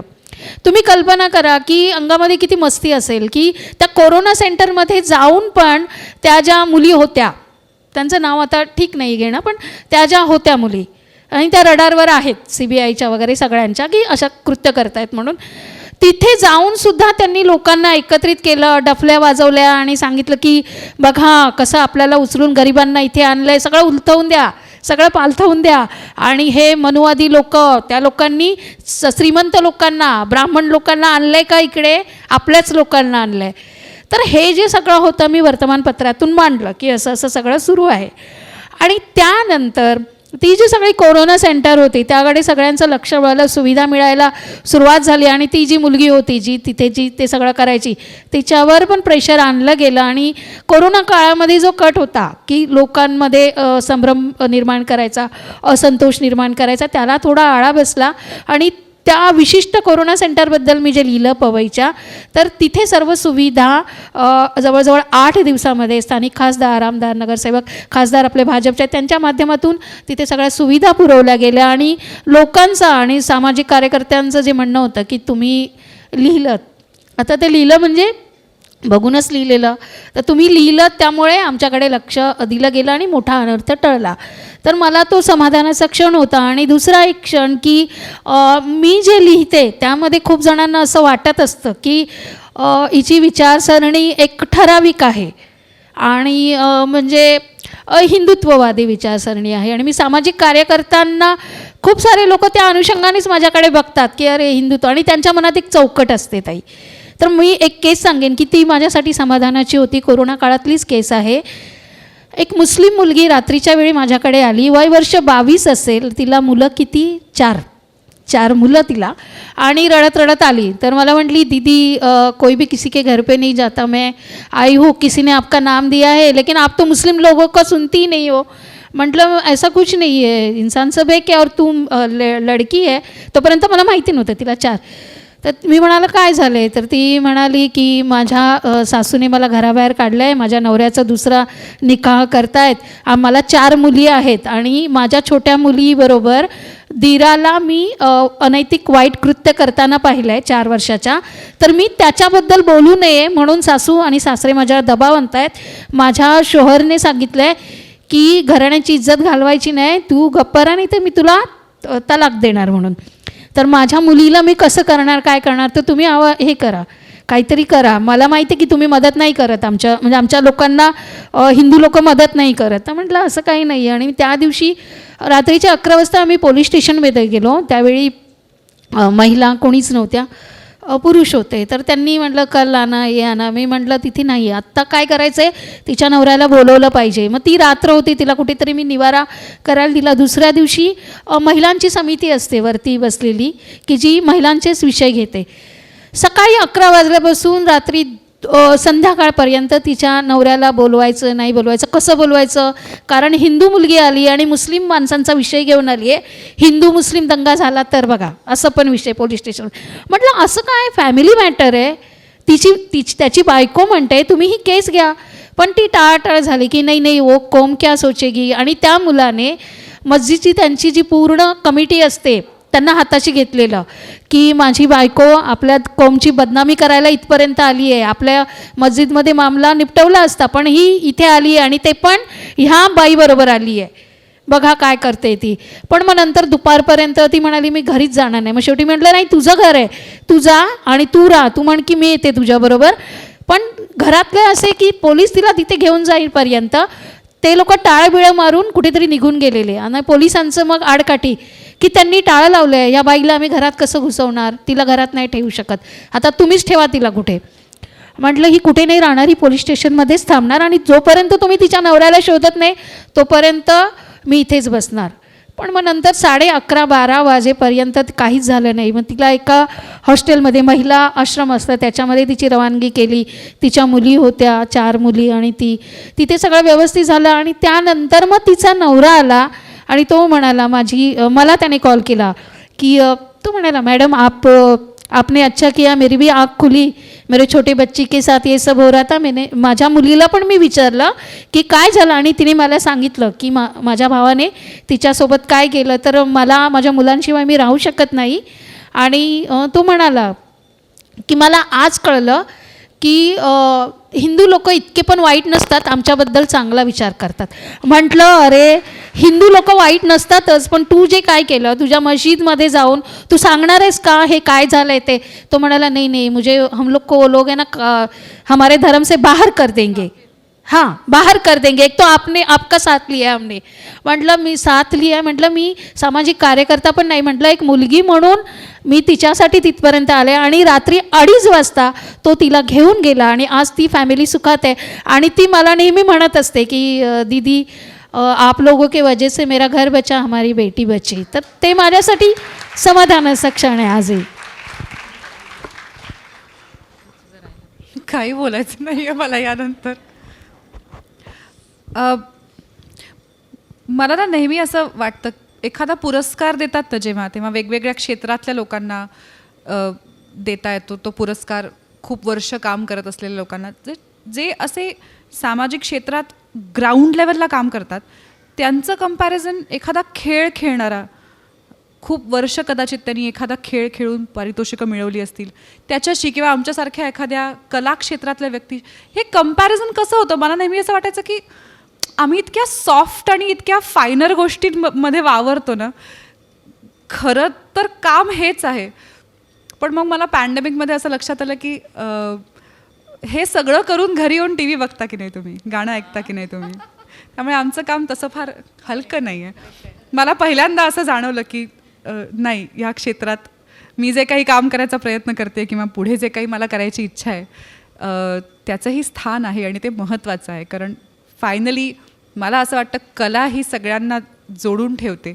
किंवा एक छोटासा दिवसातला वेळ आपण गाणं ऐकण्यात, एखादी गोष्ट वाचण्यात किंवा टी व्ही समोर बसून काहीतरी बघण्यात आपण जो थोडासा वेळ घालवतो त्यात खरंच आपण थकवा विसरतो, आपण थोडेसे मोकळे होतो. तर ते महत्त्वाचं आहे असं मला तेव्हा वाटायला लागलं पहिल्यांदा. तर हे पहिलं समाधान. आणि अर्थातच आत्ता जे काही ऐकते त्याच्यावर पण मला हे असं वाटलं की काय ह्या तुलनेत काय बोलणार आहे मी, आणि एक तर लहानही आहे सगळ्यात.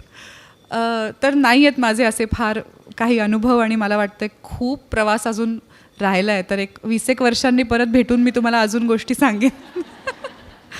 पण मी छोट्या छोट्या गोष्टींमध्ये शोधते समाधान. कारण पुन्हा एकदा माझ्या क्षेत्रात कधी कधी असं होतं ना की एक चित्रपट, एक कादंबरी, एक गाणं किंवा एक काहीतरी असं घडतं हातून की मग पुढचा सगळा प्रवास वेगळाच होतो.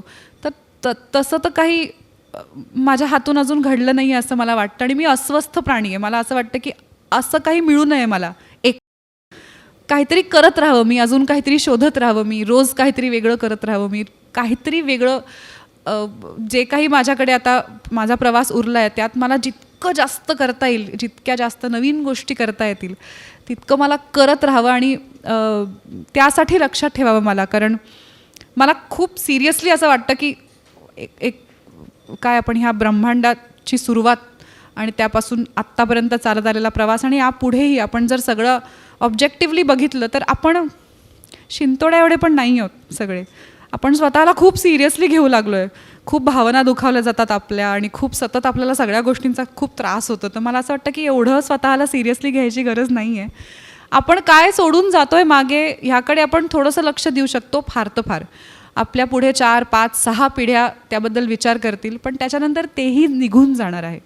तर आपलं आयुष्य आपल्या परीने आपण किती चांगलं जगू शकतो, छोटं छोटं समाधान कुठे शोधू शकतो असं मला वाटतं.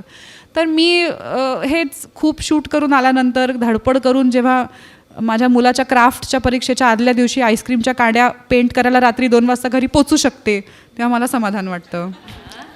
किंवा माझ्या मुलाच्या शाळेत असं असतं की एक दिवस एक आई अख्ख्या शाळेचा डब्बा करते. रोज टिफिन द्यावा लागत नाही. 25 पोरांचं जेवण एक दिवस एका घरातून येतं. तर शूटिंगच्या तारखा मॅनेज करून ओढा ताण करून कसं बसं सकाळी 7 वाजता जेव्हा मी 25 मुलांचा स्वयंपाक करायला उभी राहते तेव्हा मला समाधान वाटतं. किंवा असतं असं आत्ता मी लोणावळ्याहून परत आली आहे.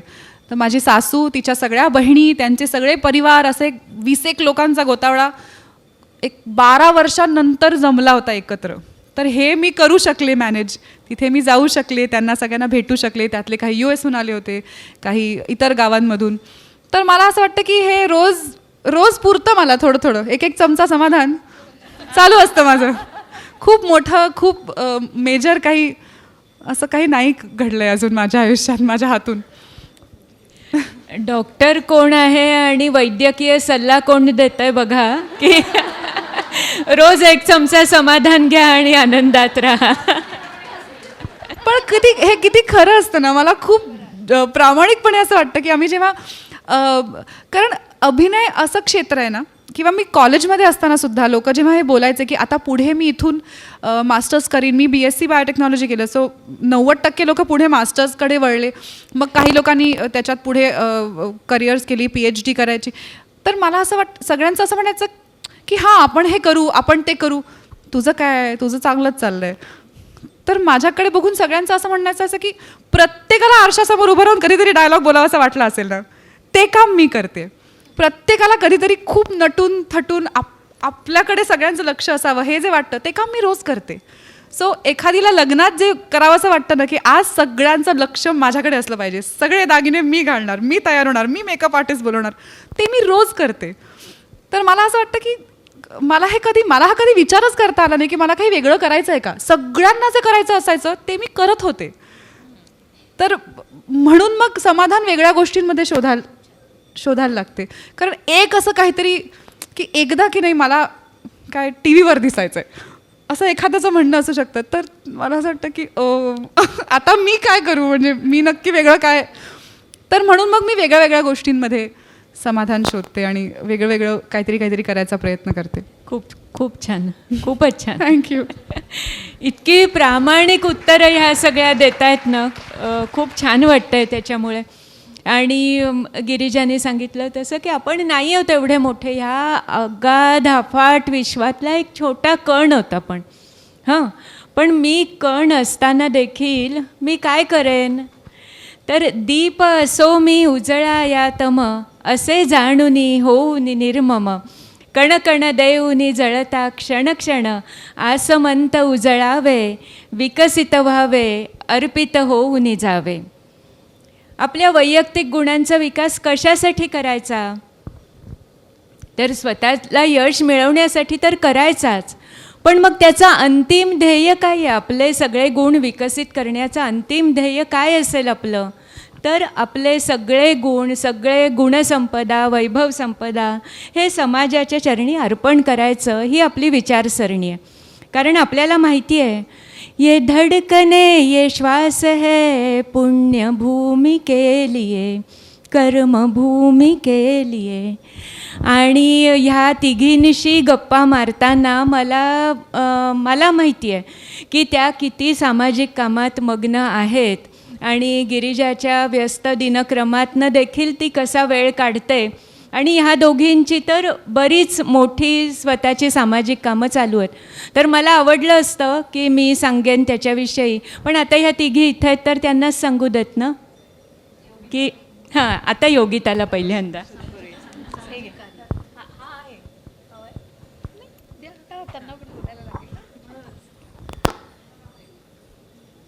अशी जाहीर तक्रार केली की त्याची दखल घेतली जाते. बघा, आता त्या तिघी मिळून एक माईक वापरतात आणि मला एकटीला स्वतंत्र माईक की घे बाई. तर त्याच्यामुळे मोदीजी सांगतात तसं फक्त लोकल नाही, व्होकल पण व्हा, आपल्या अडचणी सगळ्यांपुढे मांडा. सामाजिक कार्य असं चौकट नाही आहे माझ्या सामाजिक कार्यांना.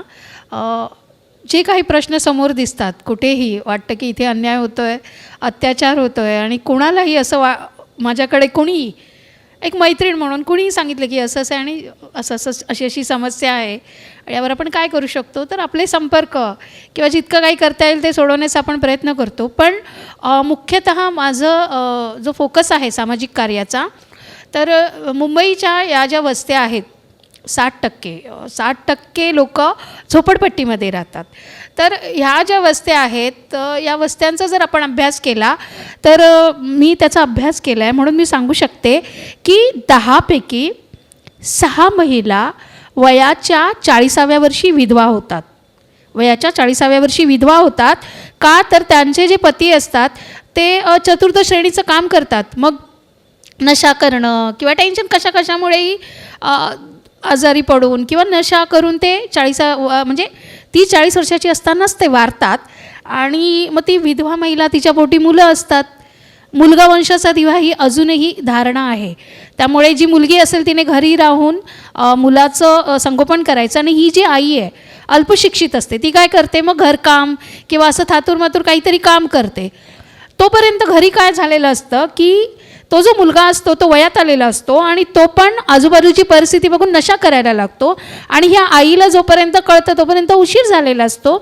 मग ह्या मुलाला सुधरवण्यासाठी ती काय करते, तर माहितीतली पण दूरची अशी एखादी गरीब घरची मुलगी करून आणते की आपला मुलगा सुधरेल.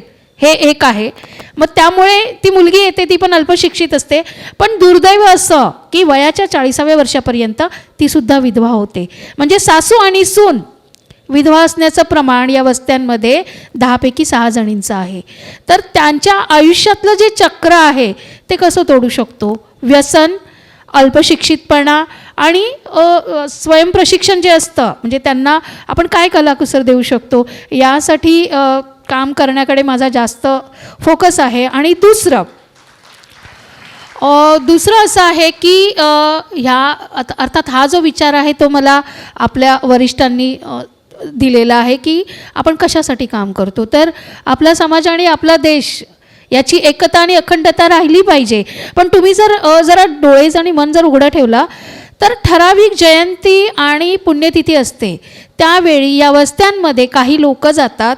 डॉक्टर बाबासाहेब आंबेडकर, तसेच कबीर, संत कबीर, महात्मा ज्योतिबा फुले वगैरे वगैरे जे थोर पुरुष आहेत त्यांच्या जयंतीला जातात आणि त्यामध्ये नेमकं देशाबद्दल आणि समाजाबद्दल वाईट बोलतात आणि तरुणांना उकसवतात, भडकवतात की तुम्ही हत्यारं घ्या, तुम्ही शस्त्र घ्या आणि ह्या समाजाला, या देशाला म्हणजे फूट पाडतात की तुम्ही काहीतरी वेगळेच आहे, तुमचा कधी या देशामध्ये उद्धार होणार नाही, हा देश तुमचा नाही आहे, हा समाज तुमचा नाही आहे, ही संस्कृती तुमची नाही आहे.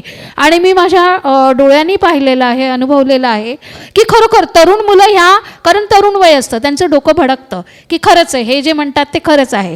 त्यामुळे मग मी जास्तीत जास्त काय करते की ह्या वस्त्यांमध्ये जाऊन वेगवेगळे उपक्रम आपण करतो. त्याद्वारे त्या वस्तीतील तरुणांना व्यासपीठ निर्माण करता येईल, जसं वक्तृत्व, गायन, नृत्य, त्यांच्यातलं नेतृत्व असं हेरून आपण त्यांना जास्तीत जास्त सामाजिक आणि देशनिष्ठेचे जे विचार आहेत ते त्यांच्यापर्यंत पोचवण्याचं काम करते. आणि त्यातही त्या वस्तींमध्ये तुम्ही बघत असाल यातल्या बहुतेक जणी मुंबई तरुण भारत वाचत असतील तर आपल्या पेपरमध्ये माणसं नावाचं कॉलम लिहिते मी, गेले 4 वर्ष लिहिते. त्याला केंद्र सरकारचा पुरस्कार मिळाला आहे तो यासाठी की या कॉलममध्ये आपण ना कोणत्या हिरोबद्दल, ना कोणत्या नेत्याबद्दल लिहितो, ना उद्योगपतींबद्दल लिहितो. आपण लिहितो त्या वस्तींमध्ये ज्यांनी काही छोटं काम केलं, लढा दिला, त्या वस्तीचा उद्धार केला, अशा व्यक्तींबद्दल आपण लिहितो. आता त्या कॉलममध्ये मी काय करते तर अशाच व्यक्तींबद्दल लिहिते त्या वस्तींमध्ये जे जरा चांगले, भले त्याचं काम चांगलं नसेल, काहीच केलं नसेल, थोडंसं केलं असेल, पण त्याचा विचार आहे की समाजासाठी काहीतरी करायचं. तर मग जसं साहित्यिक लिहितात फुलवून वगैरे वगैरे, ते मी काल्पनिक करून करून लिहिते की त्या माणसाला वाटतं की नाही माझ्याबद्दल असं लिहिलं आहे म्हणजे मी काहीतरी केलं पाहिजे. तर हे काम मी करत असते. आणि त्याच्यामध्ये अर्थात वर्तमानपत्राचा मोठा भाग आहे की मी त्यांच्याबद्दल लिहिते आणि ती माणसं गोळा होतात एकत्रितरित्या आणि समाजासाठी काहीतरी काम करतात. मी एकच सांगते की आम्हाला पत्रकारितेमध्ये सांगितलं जातं, एक सेशन होतं, पहिलंच सेशन होतं आणि त्यावेळी समोर बसलेल्या व्यासपीठावरच्या लोकांनी प्रश्न सांगितले, एक सूचना दिली की समजा एखादा माणूस अपघाताने मरतोय आणि तुम्ही तिकडे गेलात तर तुम्ही काय कराल. तर अर्थात माझा पिंड सामाजिक कार्यकर्तीचा असल्यामुळे मी सगळ्यांना विचारलं गेलं.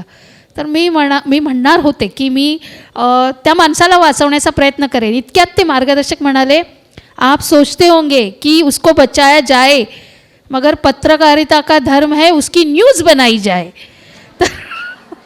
हां, तर मी म्हटलं अरे बापरे, हे माझ्यासाठी कठीण काम आहे. कारण न्यूज बनवणं हे काम असलं तरी समोरचा माणूस रडत असताना, त्याला प्रॉब्लेम असताना मी ते सोडून न्यूज कसं काय बरं करणार. पण माझ्यापुरता मी हा प्रश्न सोडवलेला आहे. मी काय करते की मदत पण करते, न्यूज पण करते आणि ह्या दोघांची मिळून पब्लिशला देते ती न्यूज. त्यामुळे हे सगळं चालूच आहे. तुझ्या संस्थेच्या कामाविषयी सांग ना. माझी स्वयं महिला मंडळ म्हणून संस्था आहे आणि इथून सुरुवात आहे. मी सांगते तुम्हाला, आपण म्हणतो CA कानून झाला, कायदा झाला, बरोबर आहे ना, भारतीय म्हणजे नागरिकत्वासाठी. पण मी ज्या वस्त्यांमध्ये काम करते आजही त्या वस्त्यांमध्ये कितीतरी सुनांच्या आणि मुलींचं रेशन कार्डमध्ये नावच नाही आहे. का तर ह्या हक्क मागतील पुढे आहे असं.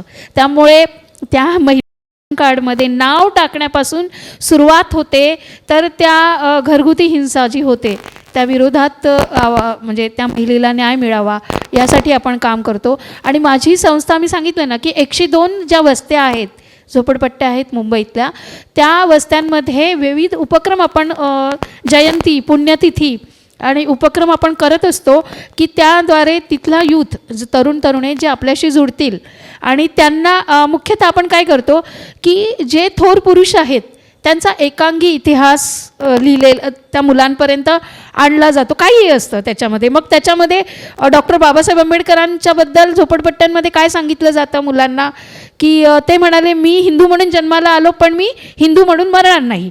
मग ते तरुण ते समजतात. तर आम्ही काय करतो की त्या झोपडपट्ट्यांमध्ये जाऊन आम्ही हेच सांगतो की बाबासाहेब आंबेडकरांनी काय सांगितलं, मी प्रथम भारतीय आहे आणि मी अंतिमही भारतीय आहे. मग हा जो विचार आहे आणि त्यांचं जे सकारात्मक साहित्य आहे, बाबासाहेबांचं असू दे किंवा ज्योतिबा फुल्यांचं असू दे किंवा इतर महामानवांचं साहित्य असू दे, जे सकारात्मक साहित्य आहे, जे विचार आहेत ते या समाजापर्यंत पोचवण्याचं काम आमचं मंडळ करत असतं. आणि महिला सक्षमीकरण, बाल सक्षमीकरण आणि त्यासोबतच समाजातल्या तरुणांना राष्ट्रवादी विचारांशी जोडणं यासाठी माझं महिला मंडळ काम करतं.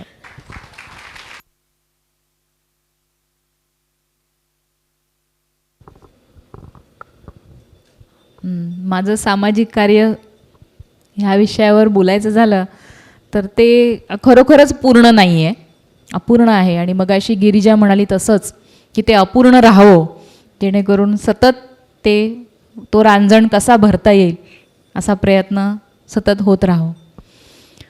तर रोटरीच्या सदस्य असल्यामुळे आदर्श विद्यालय नाहूर या ठिकाणी त्या शाळेमध्ये जवळजवळ सलग 8 वर्ष माझा दवाखाना बंद ठेवून म्हणजे पोटावर थोडा पाय आला तरी चालेल हा विचार करून तिथे जात असे. आणि सतत 10 वर्ष मी 8 ते 10 वर्ष त्या मुलांची आरोग्य तपासणी, त्यांना काही साहित्य असतं, शैक्षणिक साहित्य, ते माझ्या परीने जे काही पुरवता येईल ते पुरवलं.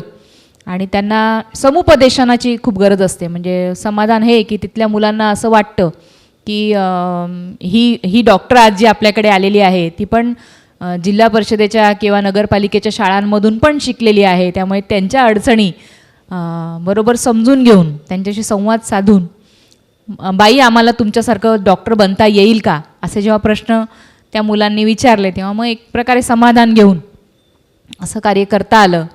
इनरव्हील क्लबमुळे, संस्कार भारतीमुळे खूप मला संस्कृतची सेवा करता आली. कारण त्यावेळेला मला म्हणजे संस्कृतमध्ये PhD, पण मग या क्षेत्रात काय काम, तर मग संस्कृत गवळण हा प्रकार कसा आहे, अगदी वेगळी भाषा असते गवळणीची. ए कृष्णा कसाला मारतोयस खडा, म्हणजे अशा पद्धत. ए कृष्ण कथम इरियते अश्मानम, म्हणजे असं की 2 ओळी म्हणते म्हणजे लक्षात येतील. गवळण बनवली, ती सादर केली, महाराष्ट्र सेवा संघामध्ये ती केली. म्हणजे संस्कृतचं थोडंसं हे झालं की किम करवाणी कथम पालये भंक्षति मे कलशः, काय करावं किती जपावं फुटल माझा घडा. किम करवाणी कथम पालये भंक्षति मे कलशः, हलानु काना गूढम श्रीपती अश्मानम. कृष्ण ग बाई हळूच मारतोय खडा, काना ग बाई हळूच मारतोय खडा. भातखंडे सरांनी मला, आपले मुलांचे, त्यांनी मला मदत केली त्यावेळेला. ते एक काम झालं. नंतर भारुडाचं एक काम संस्कृत आपल्या संस्कार भारतीमुळेच ते पण मला करता आलं मुलुंडच्या. वजन वाढले हो, म्हणजे ही जी समस्या आहे बहुतेक सगळ्याच स्त्रियांची ही समस्या असते. मेनोपाजच्या जवळ आपण आलो की आपलं मेटाबॉलिझम कमी होतं आणि आम्ही काहीच जेवत नाही हो, एकच चपातीने एवढासा भात खाते तरी वजन कसं वाढतं ते कळत नाही, असं जेव्हा महिला म्हणतात तेव्हा तो प्रश्न मी अगदी इथपर्यंत अगदी जवळचा घेऊन मानला. आणि त्याच्यावर मग मी भारूड लिहिलं. आणि ते कुमार सोहोनी आहेत, त्यांनी डिरेक्शन त्यावेळेला, श्रद्धा आणि कुमार सोहोनी दोघांनी खूप डिरेक्शनला मदत केली की कसं उभं राहून कसं ते सादर करायचं असतं. ते मला करता आलं. ते महाराष्ट्र सेवा संघात पण केलं आणि झी 24 तासवर पण ते प्रक्षेपित झालं. आकाशवाणीवर बोलवलं. म्हणजे ते खरं तर कसं असतं, ते लिखाण जे होतं ते बुद्धिजीवी महिलांसाठी होतं. त्यामुळे फार कमी लोकांनी त्याचा आनंद घेतला. तर ते भारूड आहे यूट्यूबवर. त्याचं पण मी तुम्हाला एक गंमत सांगते थोडीशी की चरैवेती चरता सखा इंद्र. म्हणजे भारूड म्हणजे कसं असतं, प्रश्नोत्तरी असतात ना. माझ्याबरोबर मग त्या 3 जणी होत्या. मग चरैवेती चरता सखा इंद्र. मग त्या म्हणतात तू चालत राहा आणि इंद्राला पण हॉटेलात घेऊन जा. म्हणजे असं गंमत. म्हणजे वजन का वाढतं आणि त्याच्यावरचं उपाय त्याच्यात सगळे सांगितले होते. आयुर्वेदाचा जेवढा प्रचार प्रसार मला करता येतो तेवढा मी अगदी प्राणपणाने करत असते. जिकडे जिकडे मला आयुर्वेद नेता येईल तिकडे तिकडे मी आयुर्वेद घेऊन जात असते. मी कुठल्याही मानधनाची अपेक्षा करत नाही. कुठे मी जाणार आहे ते करत नाही. तर सायकलिस्टच्या ग्रुपमध्ये पण ते लोक जेव्हा सायकलिंग करतात तेव्हा मग वेफर्स हे ते सगळं असं स्टफ घेऊन फिरतात. तेव्हा त्यांना पण मग तिथेही मी रस्त्यावर उभं राहून त्यांना एक लेक्चर घेतलं सगळ्यांचं सायकलिस्टचं. आणि त्यांना सांगितलं की तुम्ही आपले जे पारंपरिक पदार्थ आहेत, तिळगुळाचा लाडू सगळ्यात चांगला, कॅल्शियम आणि म्हटलं सगळं रिच आहे त्याच्यात, आयर्न, आणि तो तुम्ही फक्त एक जरी खाला तर तुम्हाला बूस्टर डोज आहे. एका तिळगुळाच्या लाडीवर तुम्ही 25 किलोमीटर सायकल चालू शकता वगैरे. म्हणजे मग त्याचे तिळाचे गुणधर्म, गुळाचे गुणधर्म, हे सगळं आहाराचं सगळं त्यांना असंच जिकडे जिकडे काय करता येईल ते करतच असते. योगशास्त्राचा पण प्रचार चांगला करता आला मला. मी जवळजवळ सलग 10 वर्ष आधी टीमवीचा घेतला, आयुर्वेद आणि योग अभ्यासक्रम घेतला सर्वसामान्यांसाठी. लक्ष्मीबाई शाळेमध्ये मुलुंडमध्ये आम्ही दोघे नवरा बायको तो अभ्यासक्रम घेत असू. नंतर मग आम्ही BPIS स्कूलमध्ये तो घेतला आणि कोरोनामुळे थोडा खंड पडला आहे, पण पुन्हा तो सुरू करेन. त्या अनुषंगाने मग योग परिचय अभ्यासक्रमाचीच पुस्तिका मी बनवली. त्याच्यामध्ये योगशास्त्राचा जेवढा काही म्हणजे तुम्हाला जे प्रश्न असतात पतंजल योगसूत्रांचा अभ्यास संस्कृतमुळे करून त्याचं ट्रान्सलेशन ते सोप्या साध्या सगळ्यांना समजेल अशा भाषेमध्ये मग त्याचे लेक्चर्स त्याचं प्रात्यक्षिक महिलांकडून करून घेणं. चिकित्सेमध्ये पण रुग्ण जेव्हा येतो तेव्हा ती अक्षरशः सेवा असते, कारण आयुर्वेदिक चिकित्सा म्हणजे फक्त 1, 2, 3 अशी औषधं लिहून दिली जात नाहीत. त्याच्यामध्ये मग तू सकाळी किती वाजता उठतो तेव्हापासून रात्री किती वाजता झोपतो, तुझा आहार विहार काय आहे, मग त्यात चुकीचा आहार कुठला, तर बाई विनापी भैषजैर व्याधेयी प्रथ्यादेव निवर्तते, म्हणजे तू फक्त पथ्यानेच तुझी चिकित्सा होऊ शकते, तर तुला औषधाची आवश्यकता नाही. म्हणजे आम्हीच आमच्या पोटावर पाय देऊन त्याला बरं करत असतो की नाही तू औषधं नको घेऊ बाबा, पण हे एवढं पथ्य कर म्हणजे तू बरा होशील. तर असं प्रत्येक रुग्णाच्या बाबतीत त्याला योगासनं पण तेवढ्या छोट्याशा त्या आमच्या टेबलावर योगासनं दाखवायची.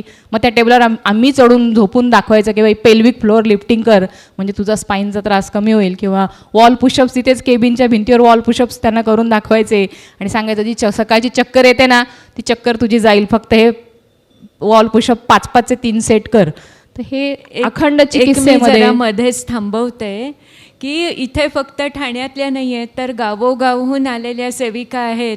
तर तुम्हाला माहिती आहे की तुम्हाला पुढे कार्यक्रम घ्यायचा असेल तर हा एक वक्ता अत्यंत उत्सुकतेने तयार आहे. हो नक्कीच नक्कीच, कुठेही बोलवा. नेहमी प्रेरणाताईंनी खूप मला या बाबतीमध्ये दारं ओपन करून दिली. खूप ठिकाणी त्याने मला बोलवलं आणि त्यांची मी सदैव ऋणी राहील, कारण हा मला वाटतं शेवटचाच प्रश्न आहे आता हा ना आमचा, म्हणून म्हणून माईक सोडवत नाही.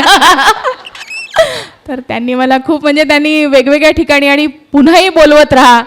सगळ्या प्रेरणाताई समजून सगळ्या प्रेरणाताईंना सांगते की तुमची प्रेरणा मला मिळेल आणि मला बोलती करा. भरपूर देण्यासारखं सांगण्यासारखं आहे. विविध क्षेत्रांमध्ये कामं केल्यामुळे आणि गिरिजानी सांगितलं तसं चमच्याने खाण्याची, प्रत्येक गोष्टीत करून बघण्याची हौस, त्यामुळे नृत्य गायन सगळ्या ठिकाणी जाऊन काम करण्याची आवड आणि आता सवड खूप काढली आहे मी.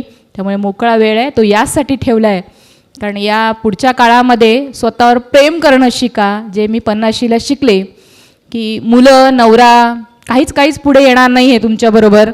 तुम्ही जेव्हा जाता नाही कोणीच येणार नाही आहे तुमच्याबरोबर, तुम्ही एकटे आहात हे लक्षात ठेवा. आणि तुमचं कार्य तुमचा आनंद हा सगळ्यात महत्त्वाचा आहे. सगळ्या बाकीच्या गोष्टी दुय्यम आहेत. हे जेव्हा तुम्हाला कळेल तेव्हा खऱ्या अर्थाने जगा आणि चांगलं मस्त जगा. खूप खूप छान वाटलं मला हे ऐकून. मी मंगळसूत्र घातलं नाही यावरून मला इतकं ऐकवतात लोक, तेव्हा मी हे सांगणार आहे आता पुढे कोणी कामाला येत नाही.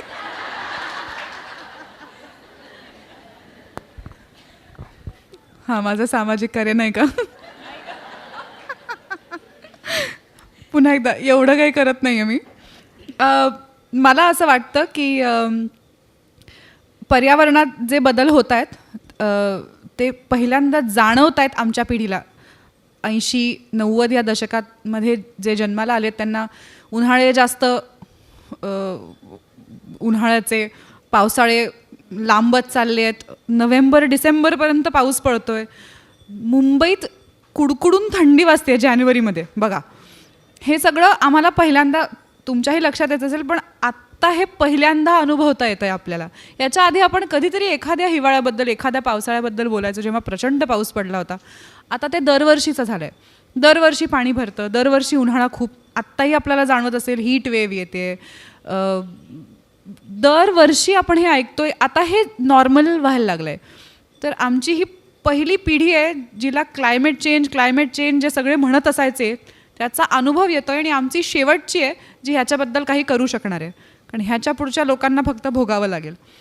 तर साध्या बिस्लरीच्या प्लास्टिकच्या बाटल्यांपासून ते आपण एखादं नवीन घेतलेलं कापड किती वापरून ते फायनली फेकतो, ह्या सगळ्या गोष्टींचा आधी आपण विचार करायचो. म्हणजे मला तर आठवत नाही माझ्या आईने कधी पायपुसणी किंवा हाताला वापरायची जी बाकीची फडकी ती कधी बाजारातून नवीन कोरी वेगळी आणल्यात. म्हणजे असं असेल कदाचित की पाहुणे आल्यावर जरा स्वच्छ कपडे काढूया, पण नाहीतर जुने टी शर्ट्स, जुन्या साड्या. माझं दुपटं नाही आठवत मला वेगळं शिवलेलं. तिच्या समितीच्या साड्याही असायच्या जुन्या वापरून झालेल्या. मला आठवतं हे, मला गुंडाळलं तिने समितीच्या पांढऱ्या गुलाबी बॉर्डरच्या साडीमध्ये. माझे फोटो आहेत तसे. तर सगळ्या गोष्टी रियूज व्हायच्या, सगळ्या गोष्टी रिसायकल व्हायच्या.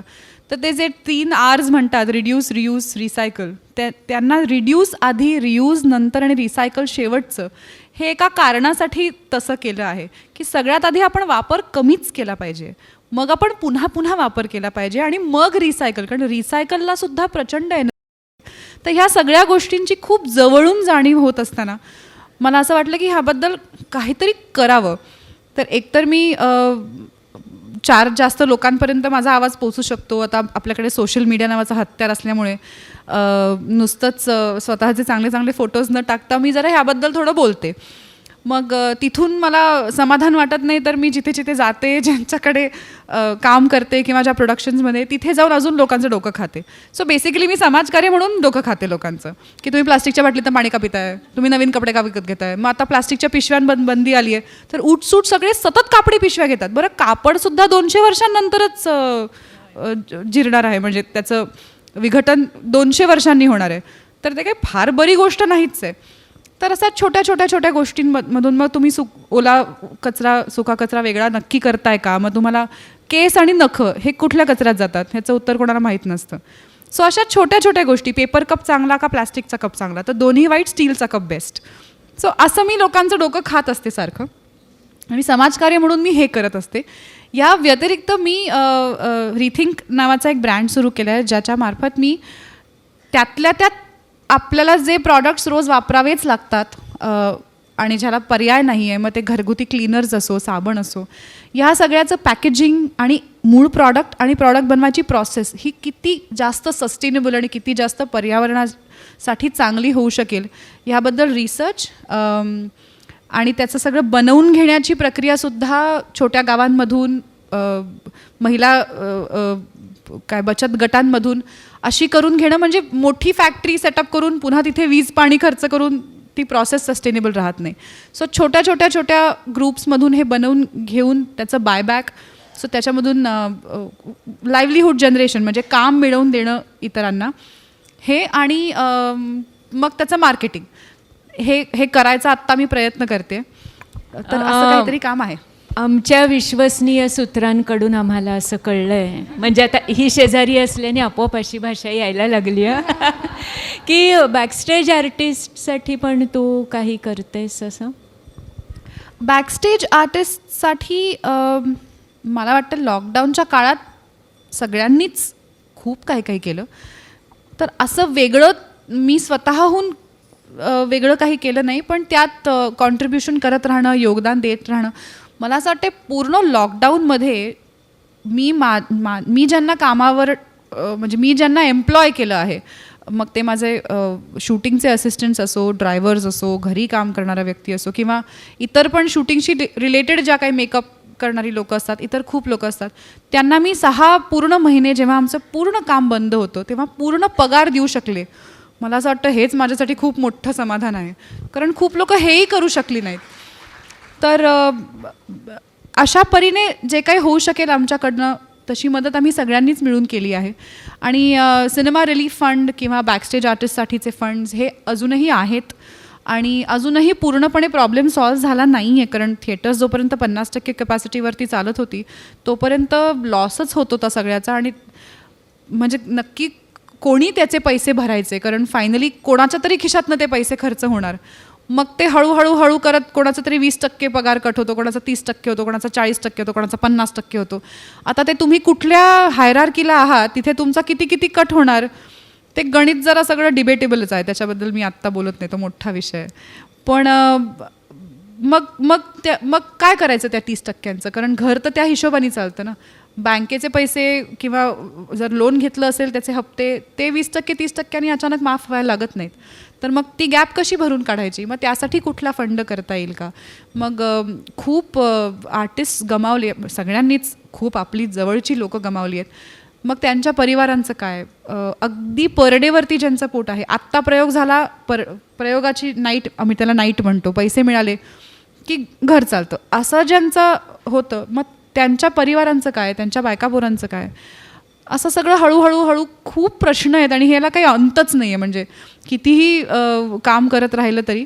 पण मगाशी योगिता ताई हे म्हणाली किती तसं, छान आहे की प्रश्न अनेक असले तरी उत्तर शोधायचा आपण अगदी निश्चित प्रयत्न करतोय अगदी सगळे मिळून. अगदी. आणि मी एकच शेवटची गोष्ट जी सांगत होते ती पूर्ण करते. मगाशी योगिता ताई म्हणाली तसं की नुसते हातात पैसे देऊन प्रश्न सुटत नाहीत, ते पैसे संपतात आणि मग काय चा मोठा प्रश्न असतो. तर जी लोकं उरली आहेत आता, विधवांचं प्रमाण खूप जास्ती असं ती म्हणाली. आतासुद्धा अनेक अशी लोकं आहेत ज्यांचा कमावता माणूस गेला आहे घरातला. मग बाकी राहिलेल्या लोकांचं काय, ज्यांचं पोट त्या कमावणाऱ्या माणसाच्या पैशांवर अवलंबून होतं, त्यांच्यासाठी काही करता येईल का, हा सगळ्यात मोठा प्रश्न आहे. आणि जे काही मी थोडंफार करते त्यातून हा सतत मुद्दा असतो माझ्या डोक्यात की ह्याच्यासाठी काहीतरी करता येईल का. कारण नुसते फंड तयार करून त्यातून अडीअडचणीला पैसे देणं अगदीच योग्य आहे, पण पुढे काय, त्यांना आपण काही ट्रेनिंग देऊ शकतो का, त्यांना काही शिकवू शकतो का, त्यांना त्या ट्रेनिंगचा वापर करता येईल अशा गोष्टी विकत घेऊन देऊ शकतो का, तो पैसा तिथे खर्च झाला पाहिजे. सो ह्याचा जरा अभ्यास करून, कारण खूप लोक ना संस्थांमधून आणि धान्य देतात किंवा कपडे देतात, तर कधी कधी त्याची गरज नसते. तर ती गरजही ओळखणं गरजेचं असतं आणि त्यासाठी अभ्यास करावा लागतो, कष्ट करावे लागतात. तर ते माझी इच्छा आहे, ते करत राहावं मी. खूप छान, खूप छान. अशा माझ्या या सहृदय, संवेदनशील आणि सक्षम अशा तिन्ही मैत्रिणींचं आपण बोलणं ऐकलंत. आणि यश त्यांचं तर दिसतंय सगळ्यांना, पण त्या यशाच्या मागची अपार मेहनत आणि जिद्द याच्यामुळे आपल्याला निश्चितच प्रेरणा मिळाली. आणि आपण का बोलावलं होतं यांना इथे, म्हणजे आयुर्वेद, योग हे तर जीवनाचे आधार आहेत. पत्रकारिता हे जीवनातलं सत्य सगळ्यांपर्यंत पोचवणारी आणि जागं ठेवणारी अशी गोष्ट आहे आणि समृद्ध आयुष्याचं प्रतीक असणारी कला आहे. तर ह्या तिन्हीचं प्रतिनिधित्व करणाऱ्या ह्या तिघी स्वयंसिद्धांना आज आपण बोलावलं. का बोलावलं? केवळ कुतूहल होतं का आपल्याला की ह्यांच्या आयुष्यात काय चाललं आहे हे? तर मला वाटत नाही असा आपला हेतू होता. आपला हेतू असा होता की त्यांच्यापासून आपल्याला प्रेरणा मिळावी. एक दिव्य ज्योति से असंख्य दीप जल रहे, कौन लो बुझा सके आंधियों में जो जले. आणि हा दृढ विश्वास आपला पुन्हा एकदा नव्याने जागला. सुशीला सुधीरा समर्था समेताः स्वधर्मे स्वमार्गे परम श्रद्धया. अशा आपण सगळ्याजणी मनात जागलेला हा दीप निरंतर तेवता ठेवूया. 1 वाजलेला आहे, बरोबर वेळेत आम्ही कार्यक्रम संपवलेला आहे. 11 ते 1 असे 2 तास जेव्हा टाईम टेबल डिक्लेअर झालं असेल तेव्हा सगळ्यांना प्रश्न पडला असेल की 2 तास करणार काय, पण 2 तास फार अपुरे पडले हे आपल्या सगळ्यांच्याच लक्षात आलं आहे. तर मी मगाशी म्हटलं तसं की मनात जागलेला हा दीप निरंतर तेवता ठेवूयात. आज सुवर्ण महोत्सवाच्या दिवशी हा सुवर्ण संकल्प करूयात, स्वयंसिद्ध होऊयात आणि आपल्या आजूबाजूच्या सगळ्यांना स्वयंसिद्ध होण्यासाठी प्रेरणा देऊयात. धन्यवाद.